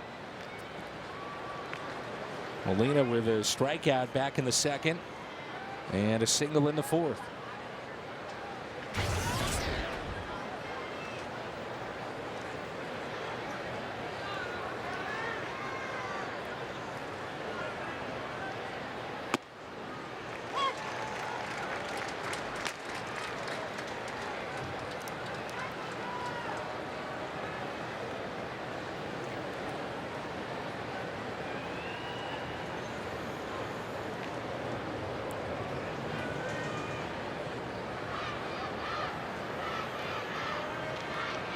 Runner from first goes. That's Lopez. And he is safe with his second steal of the night.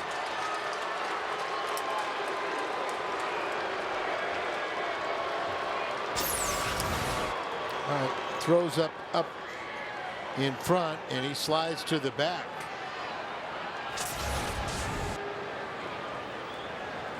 Looked like if there would have been a better tag, he's out, but I'm not sure if he wasn't out anyway.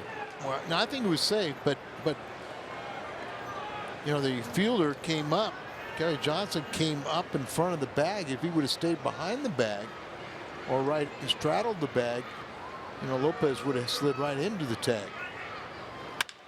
A little chopper hit to short. Stephen Drew collects it, and Molina is retired. But damage. What's on tap, presented by Budweiser, the Great American Lager. Phoenix, Arizona, Cardinals and Diamondbacks tomorrow will come your way at 8 St. Louis time from Chase Field on Fox Sports Midwest. Along with Al Raboski, I'm Dan McLaughlin. 2-2 is our score as we move to the Diamondbacks, half of the fifth. Matt Holliday with a 2-run homer, the top half of this inning, and it's 2-2. That got out in a hurry. It was smoked. A couple years ago, I think the Cardinals had a little interest in Kelly Johnson, playing with Atlanta Braves then.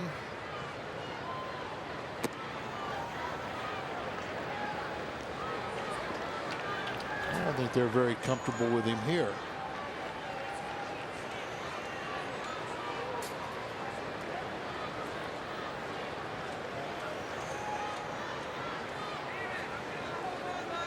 Johnson is grounded out to short and also walked.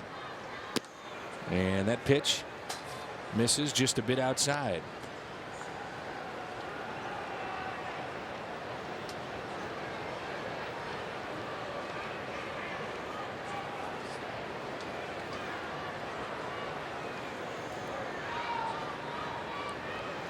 A 2-0 pitch in the air. Holliday will have to go near the line.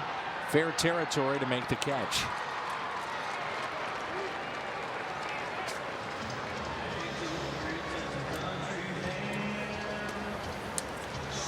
Dave Duncan has to be pleased with what he's seen from his starters. The Cardinals this season, National League, the starters' lowest ERA, 2.09. Dan, if you go back to the just completed homestand, the Cardinals starters threw 45 innings, allowing just 4 earned runs, 7 total, for a 0.80 ERA. And the pitching staff currently is #1 in the major leagues with a team 2.45 ERA. First pitch is strike to Drew. Drew singled and scored on the double in the first by Reynolds, and he also grounded out to second. Fights this off. Going out is Brendan Ryan, and can't make the catch. So Drew fights it off at a base hit. Jim Hayes has been kind enough to join us in our broadcast booth here in Arizona. You get a look at Justin Upton, who was 0 for 2.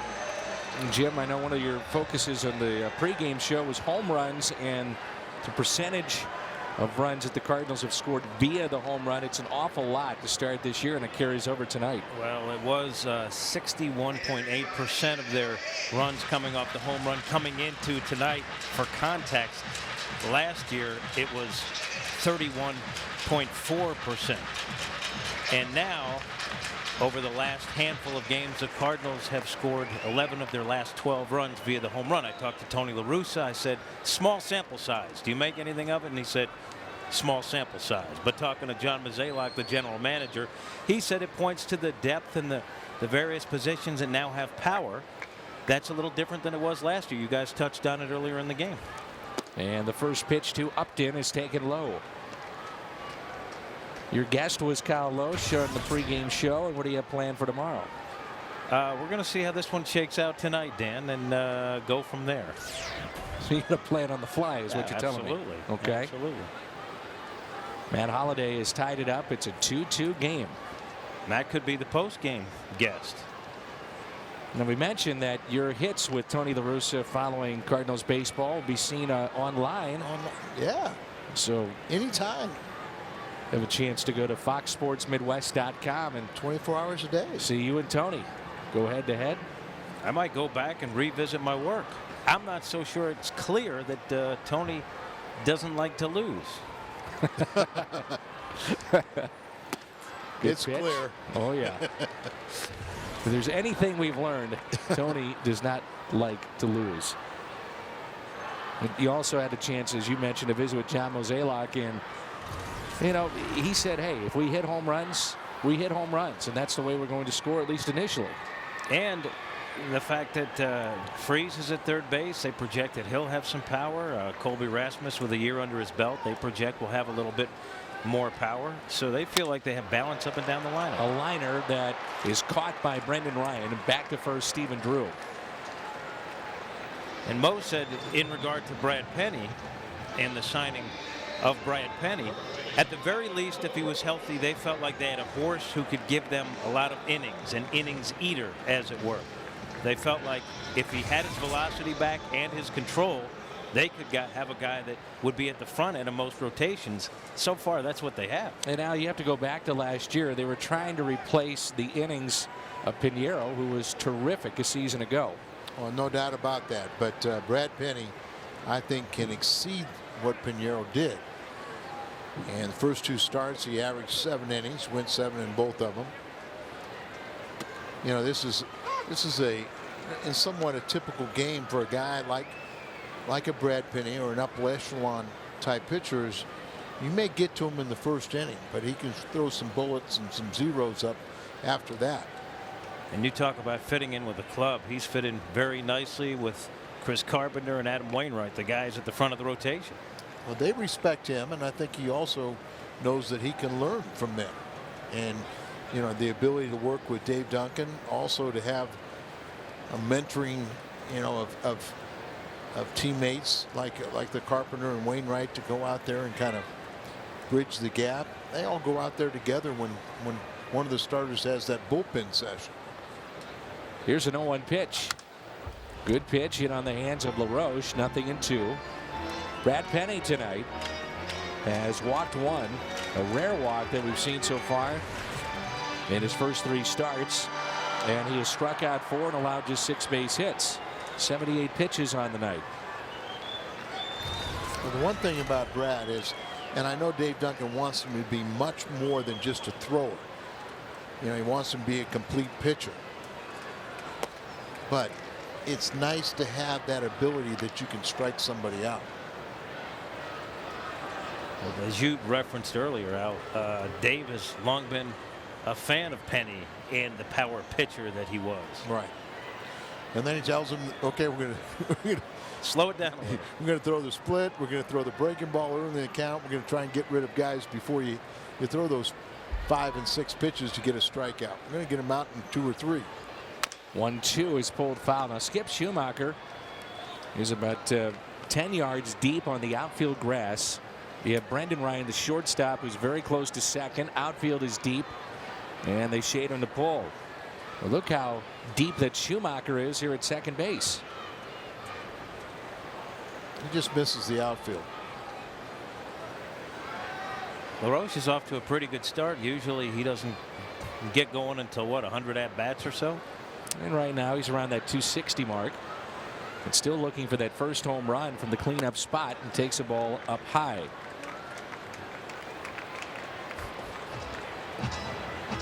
And one thing that Brad Penny did his 2 previous starts is throw off-speed pitches early in the count, and did it for strikes. And he did that even with his split finger pitch, Al. Yeah, he's thrown some splitters, but he's really kind of battled his command. He's left more balls up.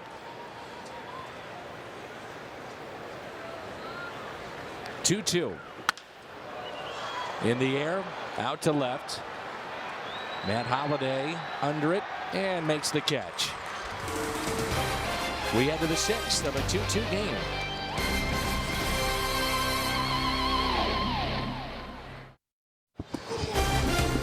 Cardinals baseball on Fox Sports Midwest is brought to you by Lumiere Casino. If the Cardinals win, the next day Lumiere Place is giving away free $10 to play your favorite game with. LumierePlace.com for details.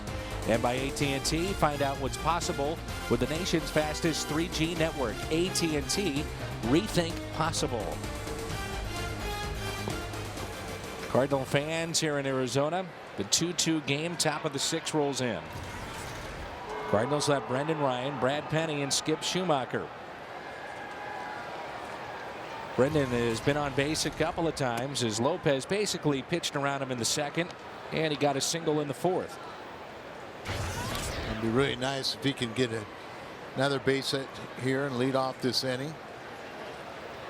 Now, if you're A.J. Hinch, in the back of your mind, playing along here with him and trying to think along, Lopez, his pitch count is getting up there, but you'd like to extend him a little bit just because your bullpen has been awful as of late.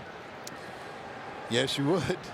And they're kind of stirring down the bullpen. No one throwing now as the pitch count has reached 96 for Lopez.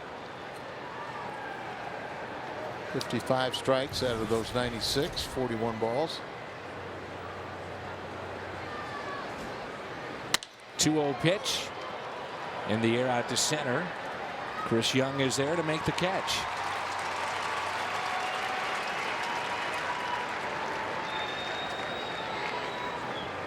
This ballpark, if you can make hitters hit the ball to center field, you're going to, more times than not, it's going to come down and be an out.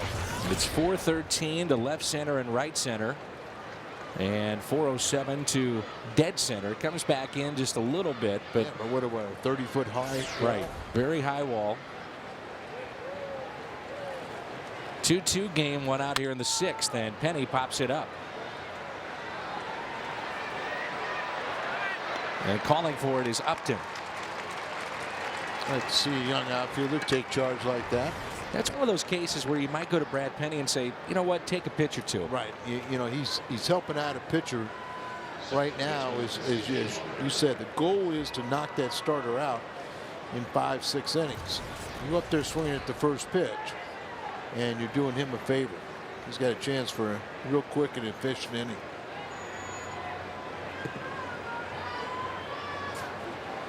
And here is Schumacher. The gap in right center field, and looks at a strike. Skip has singled back in the 1st, lined out to left and grounded out to first. 1 for 3 tonight.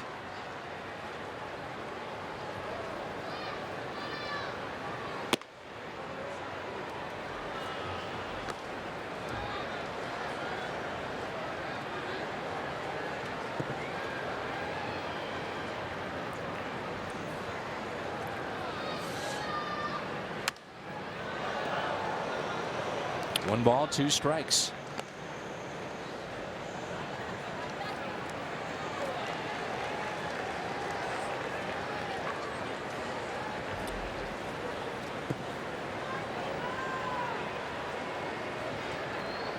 Want this ball elevated. And that is hit hard out to left. And again, the 2nd time tonight, Schumacher is lined out to Para. Pretty quick inning for Lopez.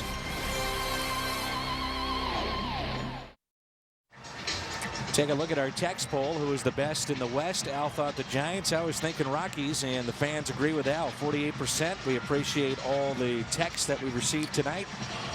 U.S. Cellular text poll. Yadier Molina continuing a string of catching in these games. And there on the right is Jeff Murphy, the longtime coach and bullpen coach and catcher of the Cardinals. And Jeff works with the catchers. He's a catcher by trade in the minor league system. And one of the simple drills that they do is that Jeff will get about 10 feet away from Yadier Molina and just underhand the ball to him. And they're both not wearing gloves, and it's just back and forth with each other. And I saw him doing that today. I said, "What are you doing?" He said, "Well, even a guy like Molina, who is a Gold Glove catcher, still wants to watch the ball all the way into his hand." He said sometimes you can get away from that and get sloppy, and it reminds him to have soft hands but look the ball all the way in. And one of the ways that he keeps his arm so strong is that once a week they'll also get here early to the ballpark and throw down to second. Yeah, you got to work on it. Because really he has to work on it more because very few people even challenge him. So you have to be prepared, and you know, soft hands, also quiet hands. Here is Mark Reynolds. He's in the hole, 0-2. Little check swing, and he went. And Reynolds strikes out, number 5 tonight for Brad Penny. Let's go to Fox Tracks. It's going to be a splitter, so it should be down and out of the strike zone. That's exactly what it was designed to do.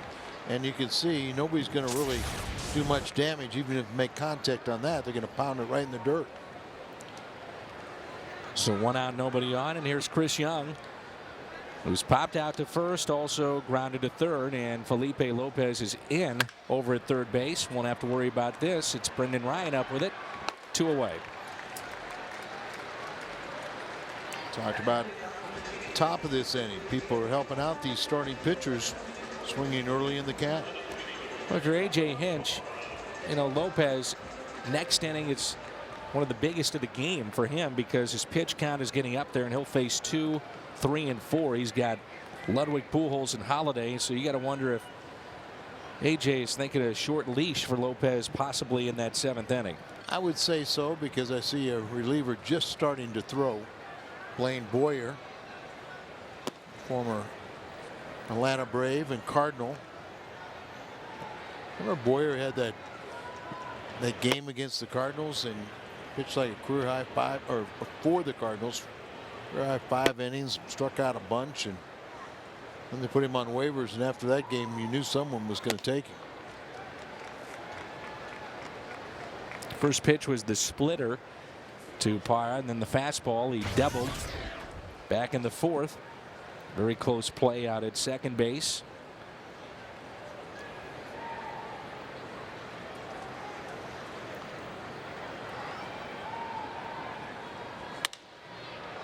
Goes the other way, but Holiday is there to make the catch. Pujols is due up second when we come back to the desert. It's 2-2.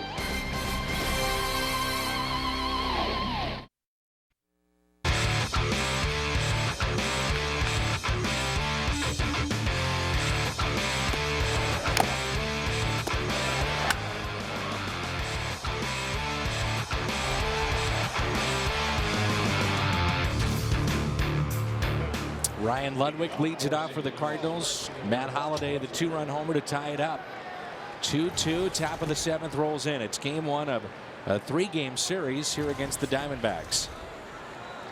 Ludwig has singled back in the 1st. He flied out to right and walked and scored on the home run in the 5th.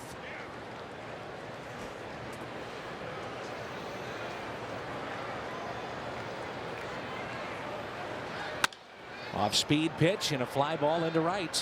1 pitch, 1 away.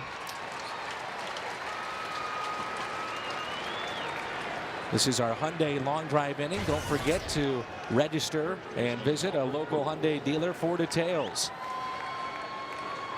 We'll be doing that all season long, and late in September, we'll have a winner. Here's Pujols, who lined out to center, walked in the third, and struck out in the fifth.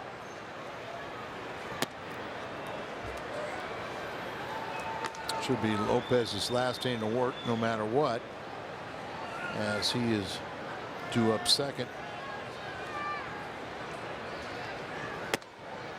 Pujols with that walk is now tied with Colby Rasmus with 9 this year for the team lead.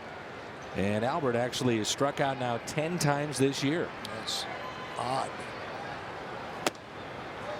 I'm sure he'll zero it in, and once again we'll have significantly more walks than strikeouts.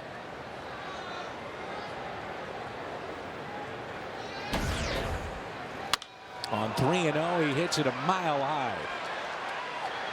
Snyder, the catcher, wants it and makes the catch. That ball actually will come back to the infield, and that's why it becomes a dangerous play, as it almost winds up in fair territory. And our Hardy's prime cut of the game, Matt Holliday with that rocket, and that tied it up 2-2 with his 4th home run of the year. I wonder at times if Pujols tries to do a little too much as he was swinging on 3-0. Well, it's only human nature.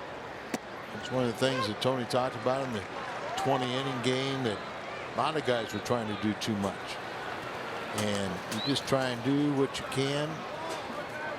I think right now we haven't seen Albert. He's just off. Holliday pops it up. And this is on the infield. Stephen Drew has it.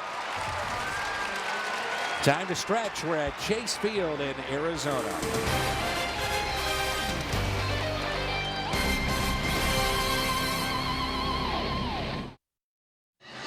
Cardinals camp out presented by Bass Pro Shops, and Tracker Boats is back Friday, May 7th. Cardinals and Pirates. And come spend a night on the field and under the stars at Busch Stadium. For ticket information, 314-345-9500 or cardinals.com/campout. Reminder, next Monday when we get home, it's a half-price night at Busch Stadium in St. Louis, as a family of 4 can come to the ballpark for as low as $33. Braves and Cardinals on Monday. 8 and 9, and then the top of the lineup, Kelly Johnson. I'm sure we'll see a pinch hitter for Rodrigo Lopez. 2-2 here in the bottom of the 7th. Chris Snyder had a broken bat single in the 2nd inning and grounded out to 3rd. Tony Abreu is at on deck circle. Leadoff base hit. Now will they pull him back and send up somebody else to sacrifice? Augie Ojeda.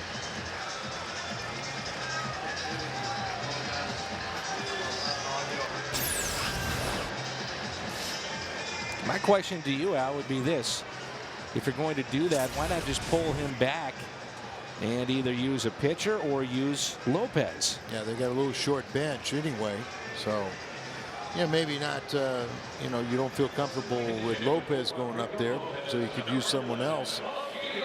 Manny Herron seemed like he's a pretty good hitting pitcher. So Ojeda will be your pinch hitter. And they're going to try to get a win for Lopez in this 2-2 game. Ojeda, 5 games this year, and he's 0 for 4 with an RBI. We'll give Lopez credit, especially in the final 2 innings. He went 6 up and 6 down. He looked like he got softer. More breaking balls there, and got hitters to get themselves out, popping it up. And the rough inning in the 5th with a 2-run home run allowed to Holliday. And then he had a 1, 2, 3, 6, and 7th, in that 7th inning included Ludwig, Pujols, and Holliday.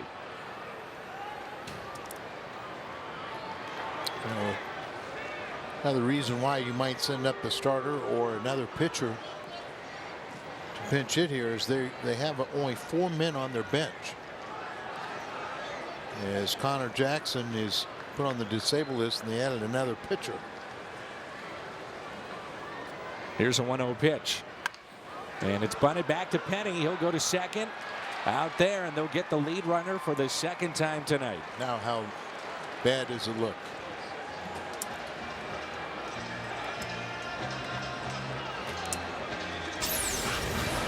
Runs it too hard, right back at Brad Penny, and he gets a lead runner. It makes a big difference now with 1 out.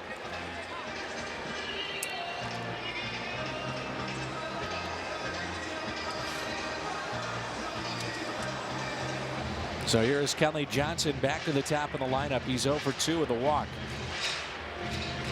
On the other side, a story for Lopez against the Cardinals. What the Cardinals did with runners in scoring position. This is a team that came into play tonight hitting just .216 with runners in scoring position, Al, and the Cardinals stranded 8 in the first 5 innings. And that's what I'm, the point that Jim Hayes was trying to make. The team right now is so dependent on the home run ball, and that they're not playing little ball, not getting timely hitting, driving in runs when they have scoring opportunities. What is it? 11 of the last 12 runs scored have all come off the home run. And the other one was the Molina base hit. But Molina has 8 RBIs, 7 of them on home runs, accentuating the point again. And half of them on one swing of the bat, the grand slam. The grand slam and a 3-run home run. So 1 out and a runner at first for Kelly Johnson. But we can't argue with the success. They've won all 4 series they've played in this year. And A.J. Hinch has opened up some questions here with his use of a position player that did not get the runner to second base. Ojeda was trying to bunt it towards the right side with the charging Felipe Lopez. He burns Ojeda, and Rodrigo Lopez is out of the ballgame. This guy's backup catcher, and now 2 more bullets, 2 more position players. 0-2 the count. This very well could be the final inning of work for Brad Penny.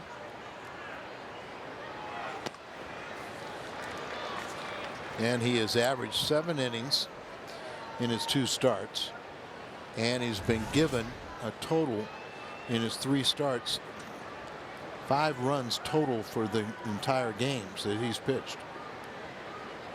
If you would get a double play here, I'm sure Tony would be tempted to have him go back out there for the 8th. If you asked Brad Penny, he'd be willing. Sure. 2 balls, 2 strikes. He's had 97 pitches, but look how big and strong he is. The pitch count really doesn't mean that much with him. It's interesting when you talk to Tony or some of the other managers around baseball, they say they look at that pitch count really the first 3 or 4 starts, and then outside of that it becomes a situation of how they just go on feel and watching that pitcher, because by that time you've got spring training under your belt, a month of the season for the most part is under your belt, and guys are ready to go. And you dictate whether what you're talking about. A guy might have a shutout going, but he's labored through every inning, and that guy you may say, okay, I'm gonna stop him. But a guy that's been pretty efficient, and you scatter 7 hits and 1 base on ball, you kind of never really been in trouble since the first inning. That guy, if you have a horse, and Brad Penny is one, you ride him a little bit longer. Let's see if they want to run with Ojeda at first in a 2-2 count. He's not going, and the pitch is pulled foul.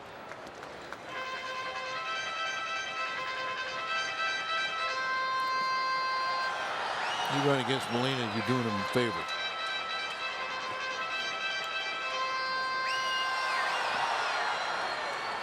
And you're saying essentially, if you start that runner, that my guy is not striking out. We're going to put the ball in play because he will get Ojeda.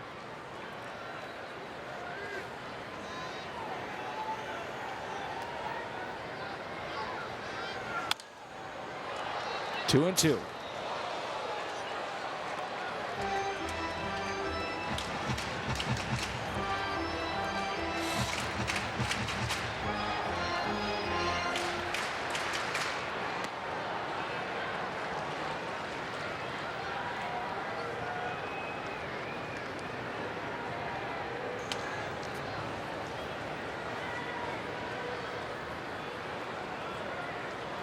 No activity right now in the Cardinal bullpen.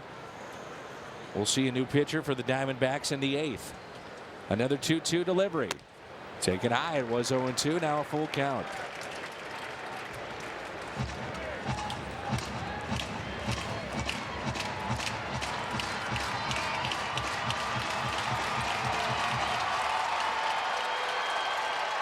See how aggressive he wants to be here on an 0-2 pitch.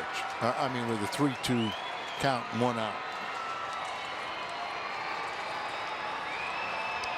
He is running, and it's a base hit into right. First and third with 1 out.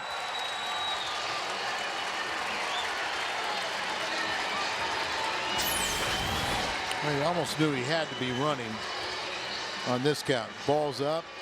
And you see Molina thinking it's good to throw on it, but reaches out, and Kelly Johnson pokes it to the right side, and they've got something going here with just 1 out. Runners at the corners. Stephen Drews 2 for 3.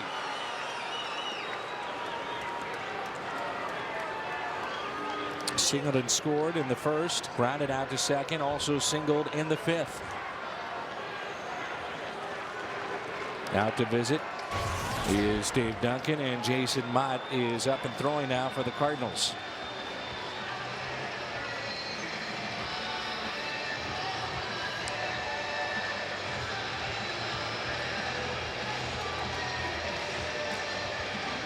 Well, Penny would love to have that at bat back. He had Johnson at 0-2. Johnson worked at the 3-2. He fought off a couple of pitches and got the base hit.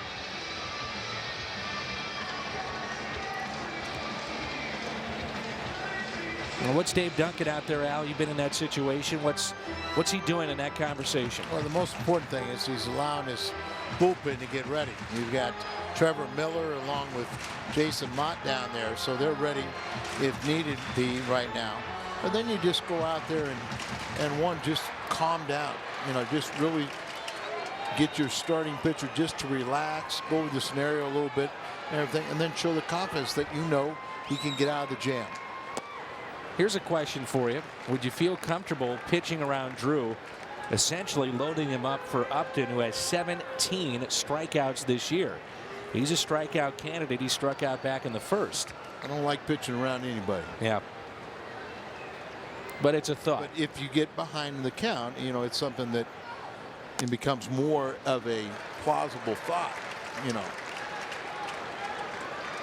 Upton has great speed, but you're talking about the strikeout. Now defensively, the Cardinals hold at first. Lopez, you see the two relievers getting loose. Lopez over at third is even with the bag.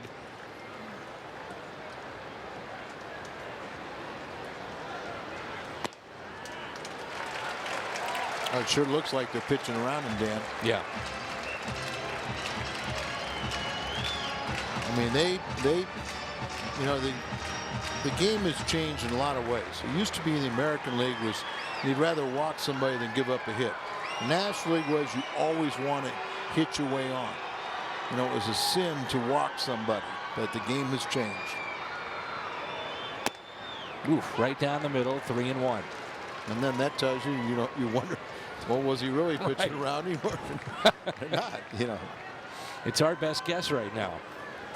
3 balls and a strike. Right now, you know, Molina is so good at blocking that ball in the dirt. You know, I'd like the splitter. Here's a ground ball and a double play ball. Double play for the Cardinals, and Brad Penny gets out of the jam. 2-2. There's Dave Duncan. He's been with Tony La Russa for a number of years, and here's Tony on his pitching coach. There isn't anybody he hasn't helped.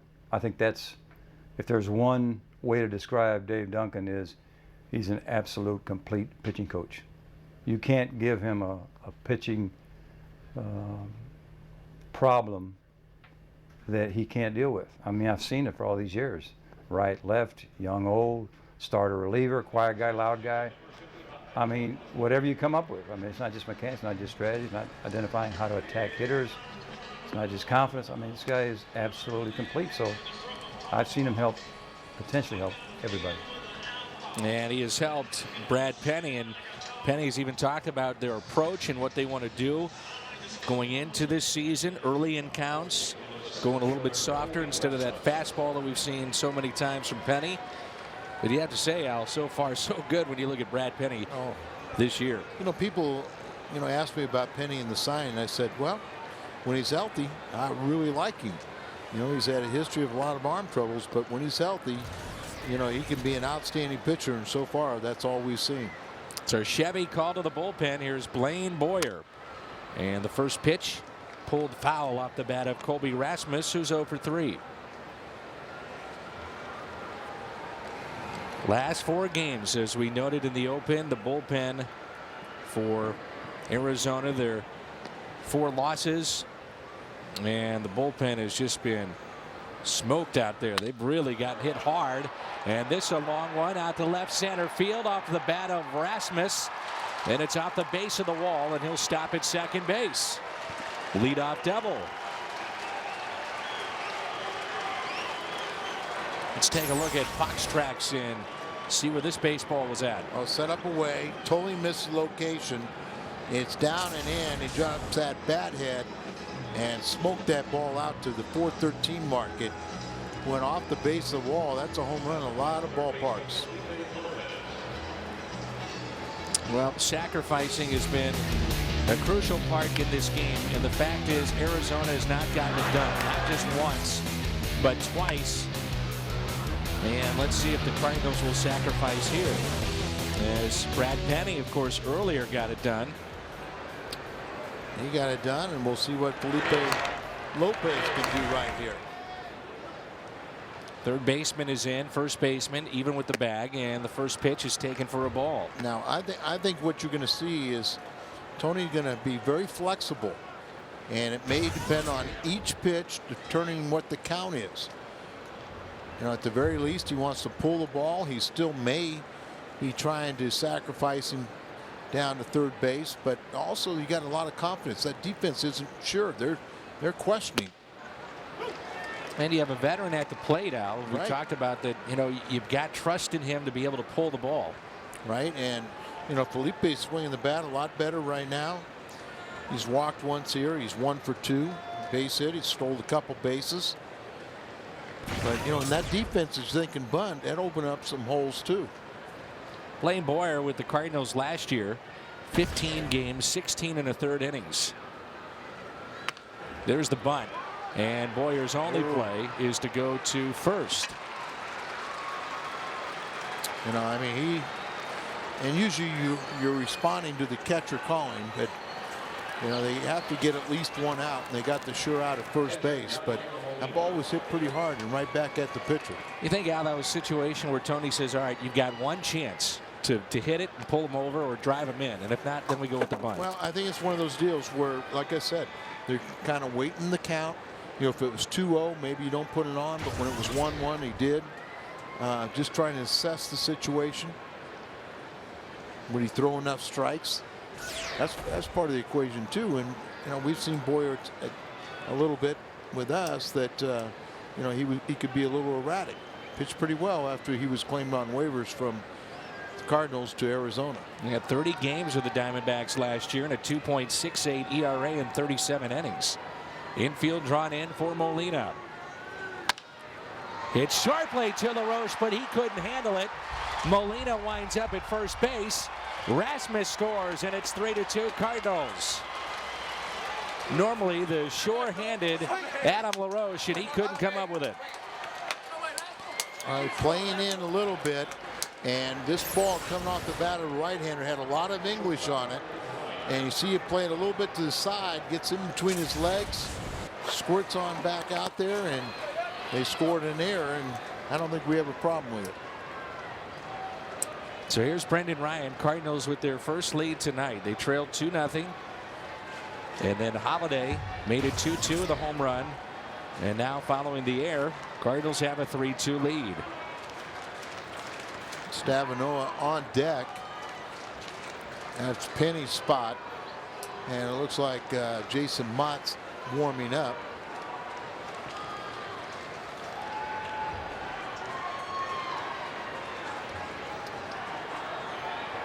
Brendan Ryan with a walk and a single tonight, and takes a ball up and away. With 5 seasons in the major leagues, Blaine Boyer now closing in on 200 relief appearances. The Atlanta Braves, Cardinals, and now Diamondbacks. Very good friend with Adam Wainwright. Those two were roommates in the minor leagues. Georgia boys and in the Atlanta minor league system. Blaine Boyer from Marietta, Georgia.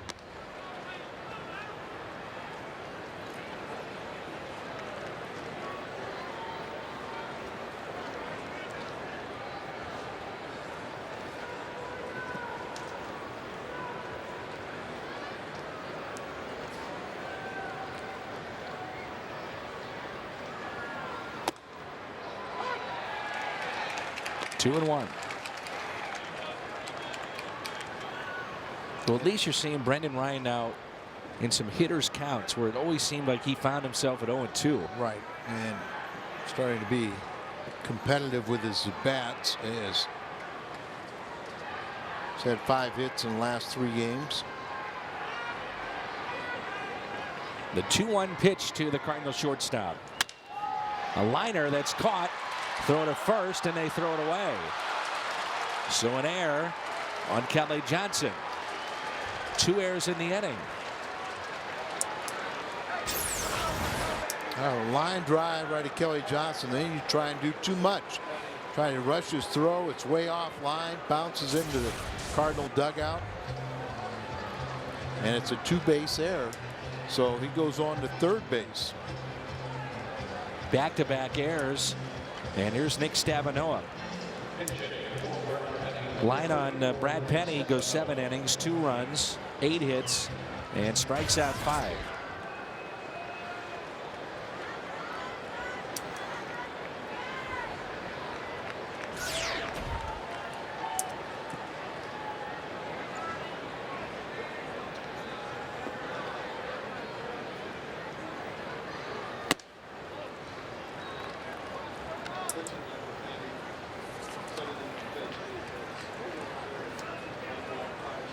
It's a big run out there at third base.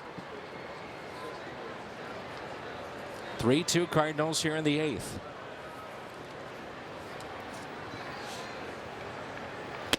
Stavanoa is hitting .286. He's 2 for 7 as a pinch hitter with that big home run on a Friday night in Milwaukee off of Trevor Hoffman, the future Hall of Famer.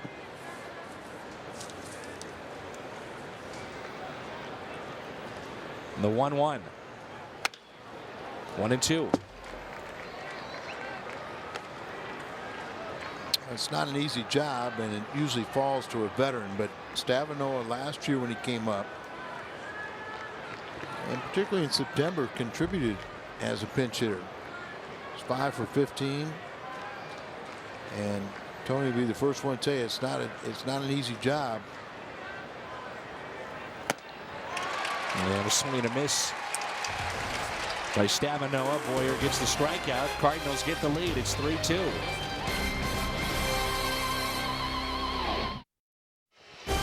Cardinals baseball from Phoenix, Arizona on Fox Sports Midwest is brought to you by Budweiser with full flavor and a crisp, clean finish. It's what we do. By AT&T Uverse, a better TV experience. Visit AT&T.com for details. And by Bank of America, Cardinals banking only at Bank of America. Couple of errors in that inning, and the Cardinals have a 3-2 lead. 27-year-old Jason Mott in our Chevy call to the bullpen will take over. He pitched an inning and a third of scoreless baseball, which stretched his scoreless shutout streak to 4 games and 4 2/3 overall. And the ERA is dropped now to under 4. A hard thrower, Jason Mott, and he'll face Justin Upton. So important to win this first game. Especially when you look at Danny Herring going tomorrow and Edwin Jackson in the finale. Cardinals have won the first game of every series so far this season. And that's why they won all 4 series they played. It's the opposite last year, remember? A lot of catch up, it seemed like, last year. Last year it seemed like we'd always lost the first game and then had to scramble to win the series afterwards. Mott not happy with himself with that pitch that was up in the zone, 0-2. Well, if you get hitter to chase it, one thing you do is swing through it or pop it up. And they are very pleased with the progress of his slider and his off-speed pitches. You got to at least have the element to show it. Got to show it, and you got to have the confidence that you won't hang it. Fastball away. In the air to right center, on the move and making the catch, Ryan Ludwig for the first out. Mislocation, but ball kind of running in on him, kind of jamming him a bit. Upton retired, and it brings in LaRoche. He wanted this ball away, and obviously he wanted it down, but look at where the ball ends up. Up and over the middle of the plate. Jams himself a little bit, and it's out number 1. Here's LaRoche. He had the costly error that led to the run.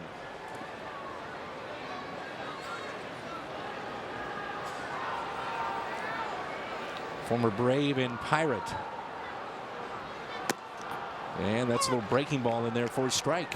Boy, it's so important if he can get that ball over, particularly for the next month or so. People aren't expecting him to throw a breaking ball for a strike. Repeat it. This one was up in the zone, but he couldn't get around on it. 0-2. Now you really have him.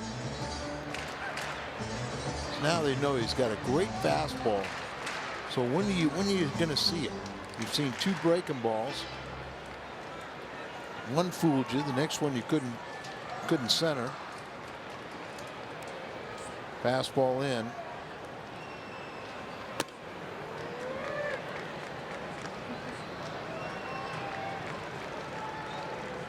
It's one of the rare ballparks that has the grass that's cut out from the mound to the batter's box. Little line that's drawn there.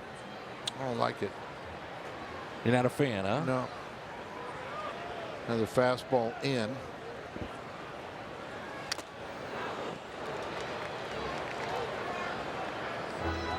And Molina helping out the home plate umpire that was ready to fall over, it looked like. Artie Foster's, we haven't mentioned his name too much tonight, have we? Got the foul ball in the jaw. Right off the mask. And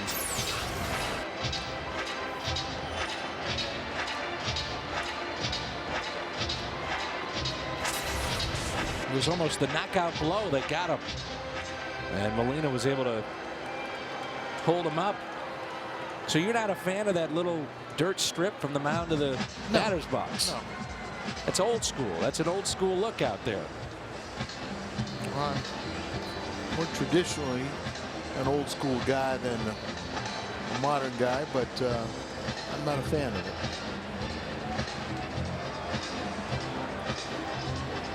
Just trying to think, are there any other ballparks that we see that have that? Houston doesn't have that? I don't think so. I think it's the only one.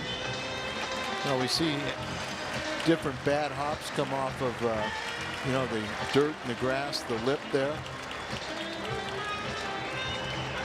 Standing, time you deliver a pitch, you're standing less than 55 feet away. You don't want a bad hop there. 1-2 the count on Adam LaRoche, who's seen a couple of breaking balls and then that fastball that was elevated and another one that was just elevated too. Right. So 2 curveballs, then now we'll go fastball away.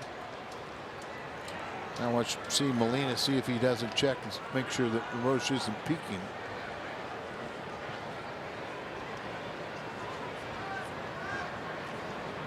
And throw the sinker away. Good pitch. Oof. Good pitch. Now I think it's a ball, but it's exactly what he asked for and exactly the location he asked for it. repeat the same pitch. Now, you've got Schumacher, your second baseman, who's playing that deep second base on the grass. With a guy like Mott, you might think you might maybe move him over.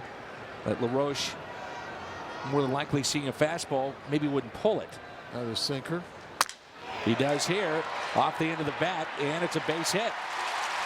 He broke his bat, and it's a one-out hit for LaRoche. The last two pitches, we talked about the first sinker that was perfect location down and away.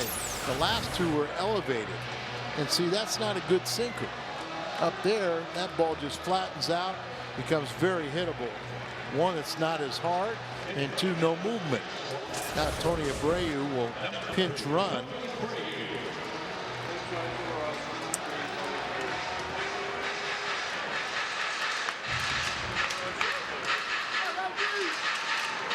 So the switch hitting Tony Abreu will be a pinch runner. And they're now down to two healthy position players on their bench that hit from the right side. Here's Reynolds. And one of them's your backup catcher. Reynolds with an RBI double in the first to score 2. He struck out in the third and called out on strikes in the 6th.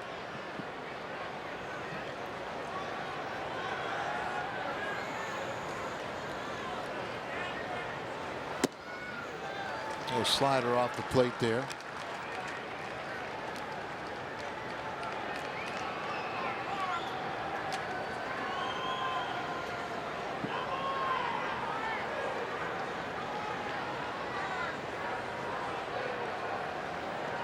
See if they can throw another slider.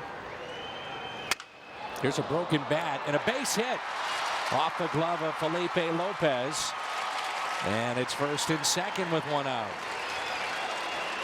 You always have to wonder with that bat, when it breaks like that, if it breaks the concentration of the fielder. I thought initially that Lopez was going to get to this.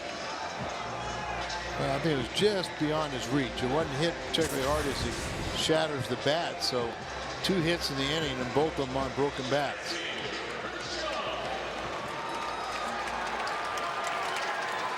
Now activity beginning in the Cardinals bullpen. Runners at first and second. You get a lefty up. Out to visit Dave Duncan. You got Parra hits from the left side on deck. They will allow. It's like Trevor Miller's back up again. Get him loose, but just kind of slow Mott down a little bit.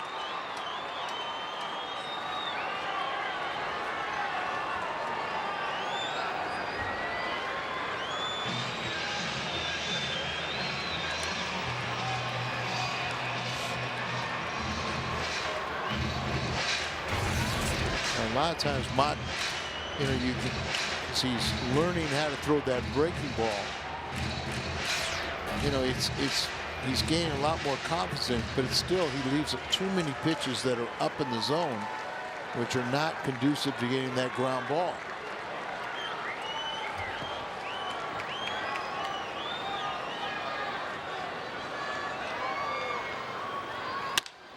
In the air out to center. That should be caught. Rasmus there for the out. 2 outs. No slider, just like the last base hit he gave up. He just doesn't have a lot of movement, but it's got enough. And he didn't center, he hit it right off the end of the bat. The other thing, Al, I mean, you're so geared up for that, you know, 95 to 98 mile an hour fastball, and all of a sudden you see something a little different. Enough variance of the fastball to where he's able to get outs. And with Parra due up, the lefty, Tony La Russa will go to his lefty. And coming in, it'll be Trevor Miller.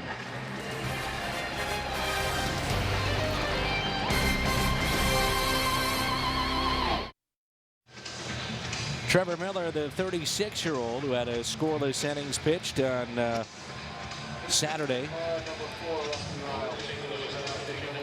And he'll take over for the Cardinals with that scoreless inning on Saturday. So he'll come into the ball game with the runners at first and second and 2 outs here in the 8th. And now they're going to pinch hit for Parra. So they're down to their backup catcher now, the only position player left on their bench. So Rusty Ryle is the pinch hitter. He's 2 for 7, and they're left with John Hester on their bench.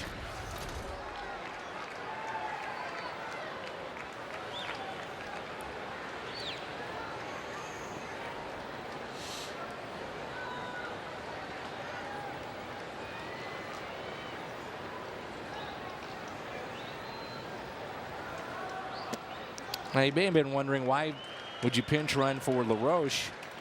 He's been dealing with a right quadriceps issue. So he says, swinging the bat, it's okay. Running, it hurts. But now you're really shorthanded if you're A.J. Hinch. I mean, if you go into extra innings in this game, you're going to really be handicapped. 1-0 pitch by Miller. Another breaking ball, 2-0.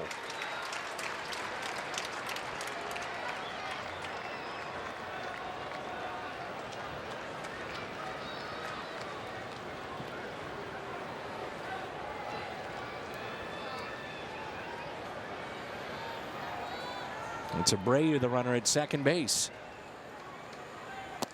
Good pitch. Breaking ball, swinging right over the top of it. Coming right in on him. Get a good look at this one. Sweeping all the way across the plate. And stays in the strike zone and swings over the top.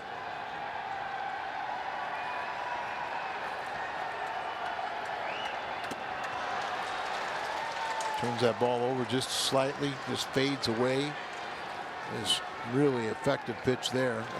Breaking ball coming in and then turning it over, where moving down and away, changing speeds. And see what he's done against the lefties at 261. Righties a little bit better. 2-2 with 2 runners on and a 3-2 Cardinals lead. And the Diamondbacks half of the 8th. Got him, a call, third strike, and Miller gets the strikeout of the pinch hitter. Diamondbacks have stranded 8. And after falling behind 2 balls and no strikes, Miller comes back with the strikeout.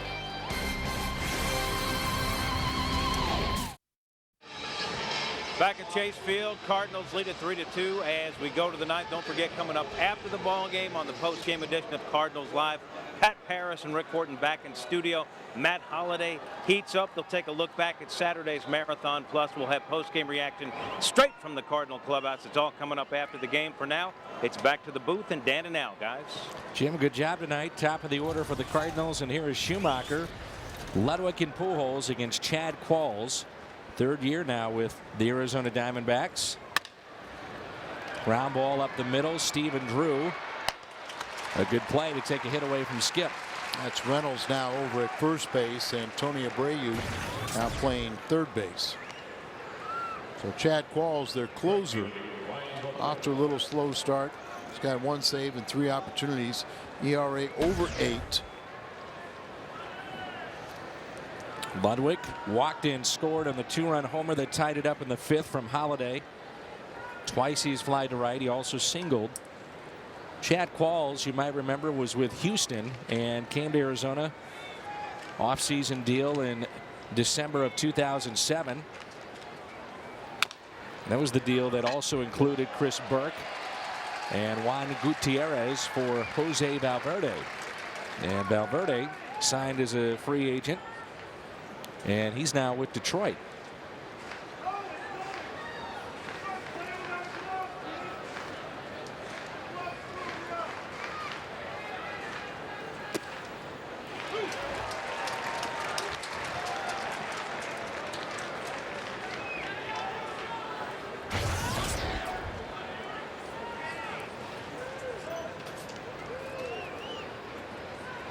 Ken, things kind of snowballed down that bullpen when you start, you know, when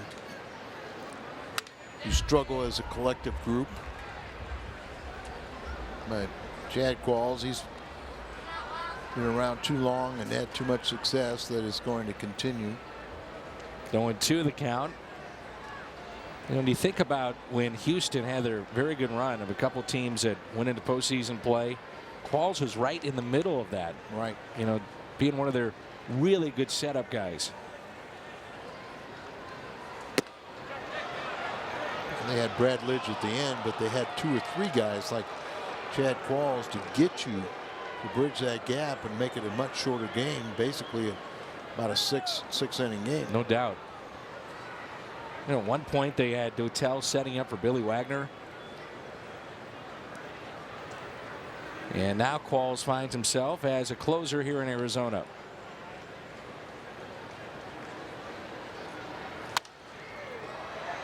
One thing Qualls has is that power sinker, and he'll throw that in the mid-90s.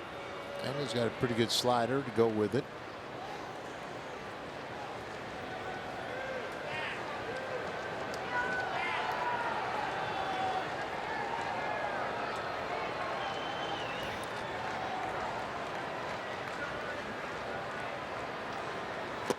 And a swing and a miss. This copyrighted telecast is presented by authority of the Cardinals and may not be reproduced or retransmitted in any form, and the accounts and descriptions of this game may not be disseminated without the express written consent of the St. Louis Cardinals.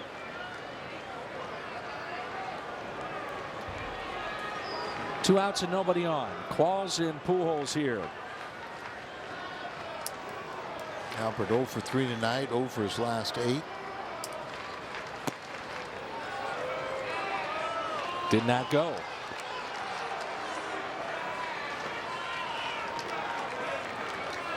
Let's see Pujols jumping a little bit at it, and there is a history between these two. 3 home runs and 5 for 13 overall.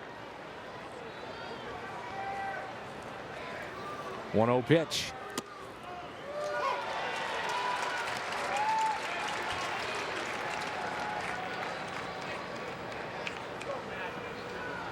Albert came off that first road trip with 5 home runs and 15 RBIs, and he's still there.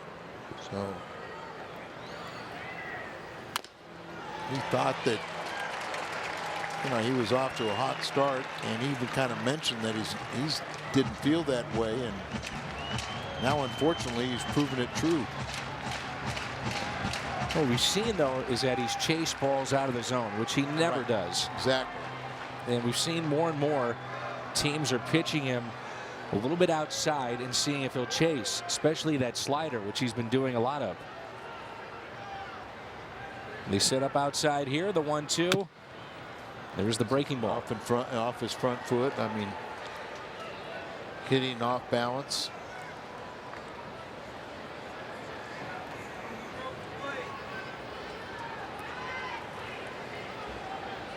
Opening day, you said, look out, National League.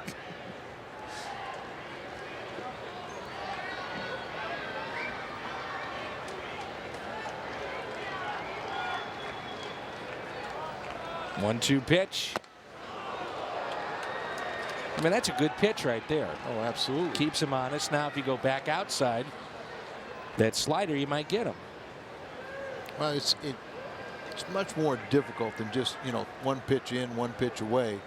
But, you know, a lot of times you want to repeat it. Now, the catcher wanted to come fastball again, but Qualls wants the slider away, and he hangs it. And a base hit for Pujols. Good for Albert. Even when he's fighting it a little bit, he's still good. But, you know, like I said, you got to repeat the fastball in sometimes. So that's what they call, but Qualls didn't want it, the slider, and then he leaves it up over the middle of the plate.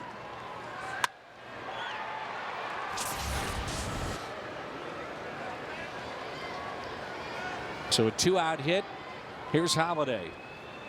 3-2 Cardinals with 2 outs here in the ninth.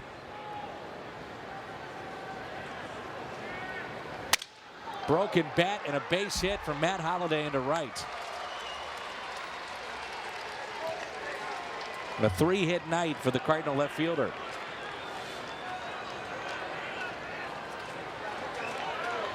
Colby put one off the wall back in the 8th off of Blaine Boyer for a double. And he is 1 for 4 tonight.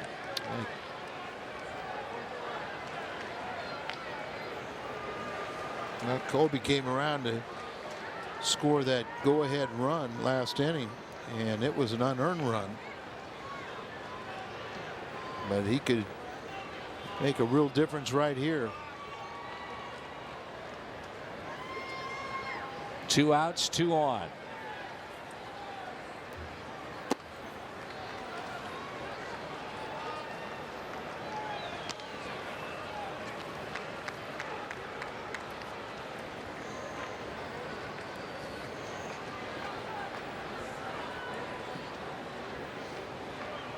Cardinals trying to hold on to go to 9-4 this year.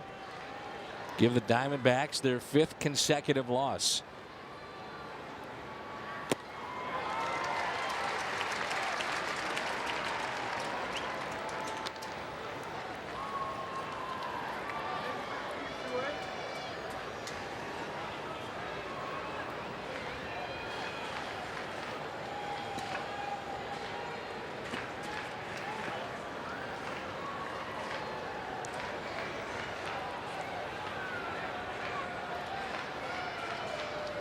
Runners go, and it's pulled foul as Pujols had a great jump from second base.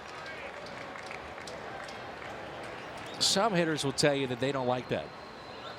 It can be a distraction, but this jump was enormous here for Pujols.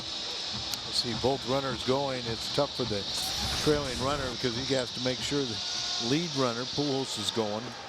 But I don't think Kobe has earned that right to question that yet, Dan. So he better learn to hit with movement in front of him. Pulls it foul. But you know what I'm saying. Some guys, they say, hey, don't do that when I'm out there. And it's distracting. It's hard enough to hit a pitch that's 95. Well, you really just have to concentrate on that release point, and you have to have that tunnel vision to where you can just watch the release point and don't see the peripheral around you. But I know exactly what you're saying. Sure. You're right. Here's a 1-2 pitch to Colby. 2-2. You're hitting 194 like Kobe is right now. You better not say anything.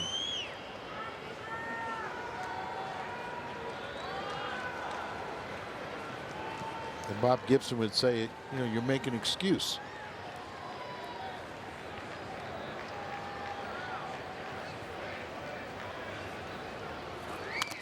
Just got a piece.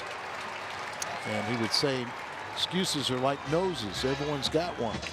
Except he used another part of the anatomy. I can fill in the blanks. Yeah. That's due up for the Diamondbacks in the 9th, and not much history there with the exception of Johnson. He's 0 for 3 with a walk.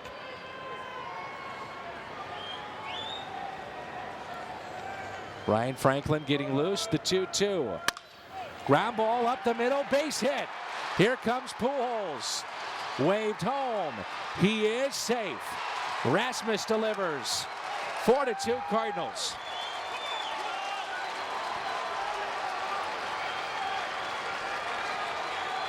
Seventh RBI for Kobe. And that is a big insurance run out there. Just bounces it through right over the mound. Qualls can't feel his position. Johnson couldn't do it. The throw comes home. And Albert slides ahead with no tag. It's a confidence boost for number 28 as well. No doubt about it. We think Kobe's going to have a much improved year. He had an okay year for a rookie, but we think he's going to really step up and have a much better year. Got off to a good start, kind of tapered off. And that, he was 1 for 18 on the homestand. Now Lopez. 2 balls and no strikes. This beleaguered bullpen again having issues tonight for the Diamondbacks, and it began with Blaine Boyer in the 8th, and now it's carried over to Qualls. Well, the Boyer was an unearned run, but here Qualls, and now you got your closer out there. You don't want him throwing too many pitches, so they'll get somebody warmed up if this game gets out of hand. The 2-0. Lopez, a fly ball into left center. Chris Young, the center fielder, calls for it, makes the catch. Colby Rasmus picks up his 7th RBI. Franklin coming in. It's 4-2 St. Louis.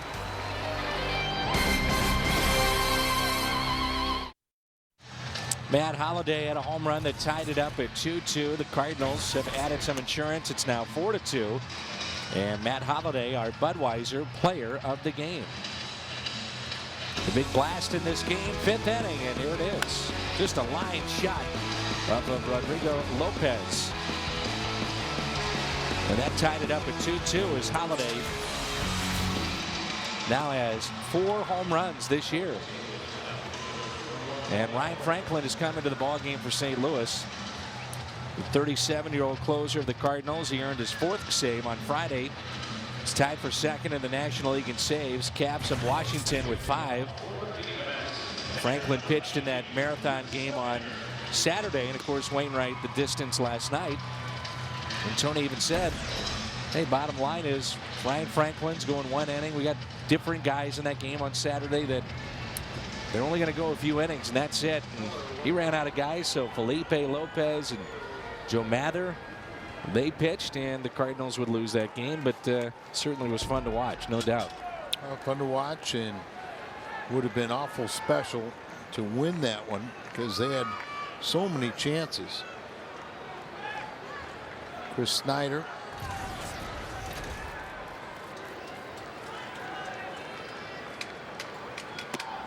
When floats in there at 77 miles an hour and a strike from Franklin.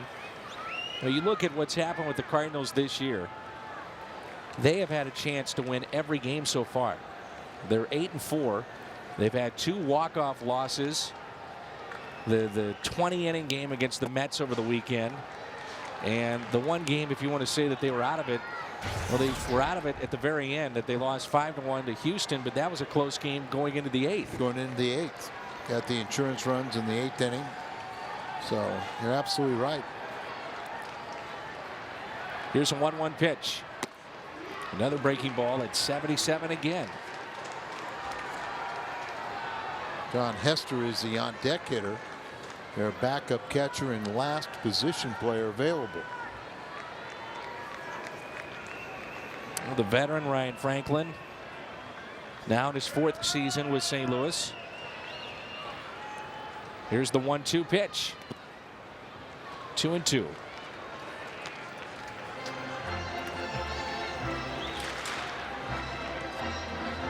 A guy like Franklin, he bounces one in there. You don't worry about that. It's many ways a purpose pitch, but he has pinpoint control when he's right.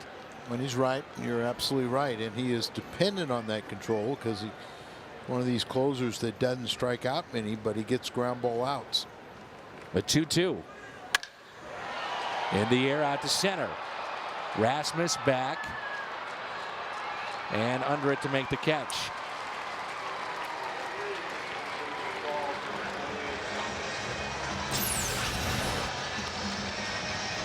Molina set up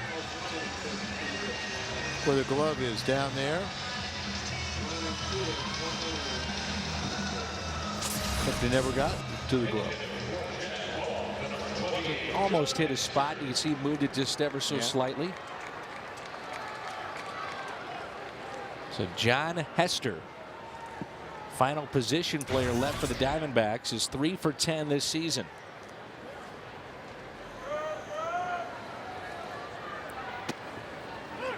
Strike 1 with Kelly Johnson on deck. Got the post-game show coming up. Pat Barris and Rick Horton standing by. You'll hear from Tony La Russa and the players as well. Quickly, strike 2.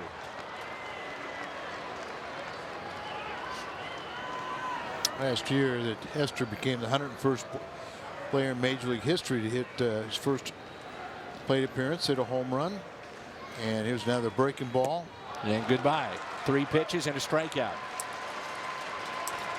So Franklin has gotten the first 2. Good breaking ball and set up away. There's a good pitch down and away out of the strike zone, and hitter just swinging, just going up there fishing. And the Diamondbacks down to their final out. Here's Kelly Johnson. And slices one foul for strike one.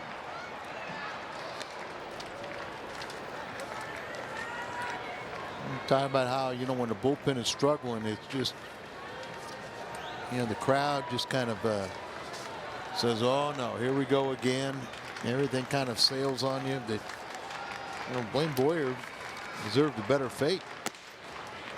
Made those 2 errors in that inning. There was only 1 hit allowed. I know you don't want to say this, but you say the crowd says, uh-oh, here we go again. So does the team. Well, a second division team, like I say, you want to jump out on top of them. You jump out to a lead, and then they kind of sit there and they say, oh, we'll get them tomorrow.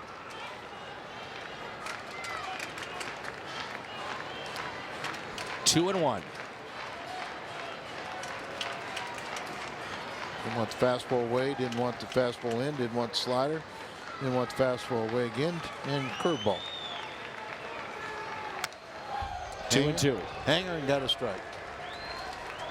Sometimes you can throw pitches out of the strike zone and they become good pitches because nobody can center them.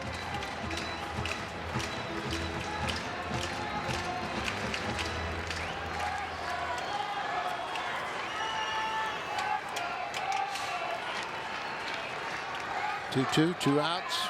This is going to be the last pitch of the game. It's going to be a splitter. And a ground ball to Pujols. He's got it. And the Cardinals have another win. 9-4 to start this season. And a save for Franklin. And the Cardinals win it by the score of 4-2.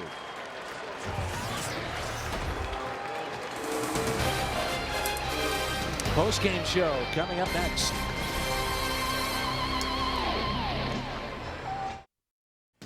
Game is over, and it didn't last 20 innings, and this time the Cardinals win. Rick Horton and I standing by to break things down on Cardinals Live. Ricky, your thoughts? Well, I was thinking that we might be here till about 3 in the morning again. It was 2-2 in the 7th inning, but the Cardinals were able to pick up a couple of runs late, and they didn't even need home runs to do it. So good news tonight from Arizona.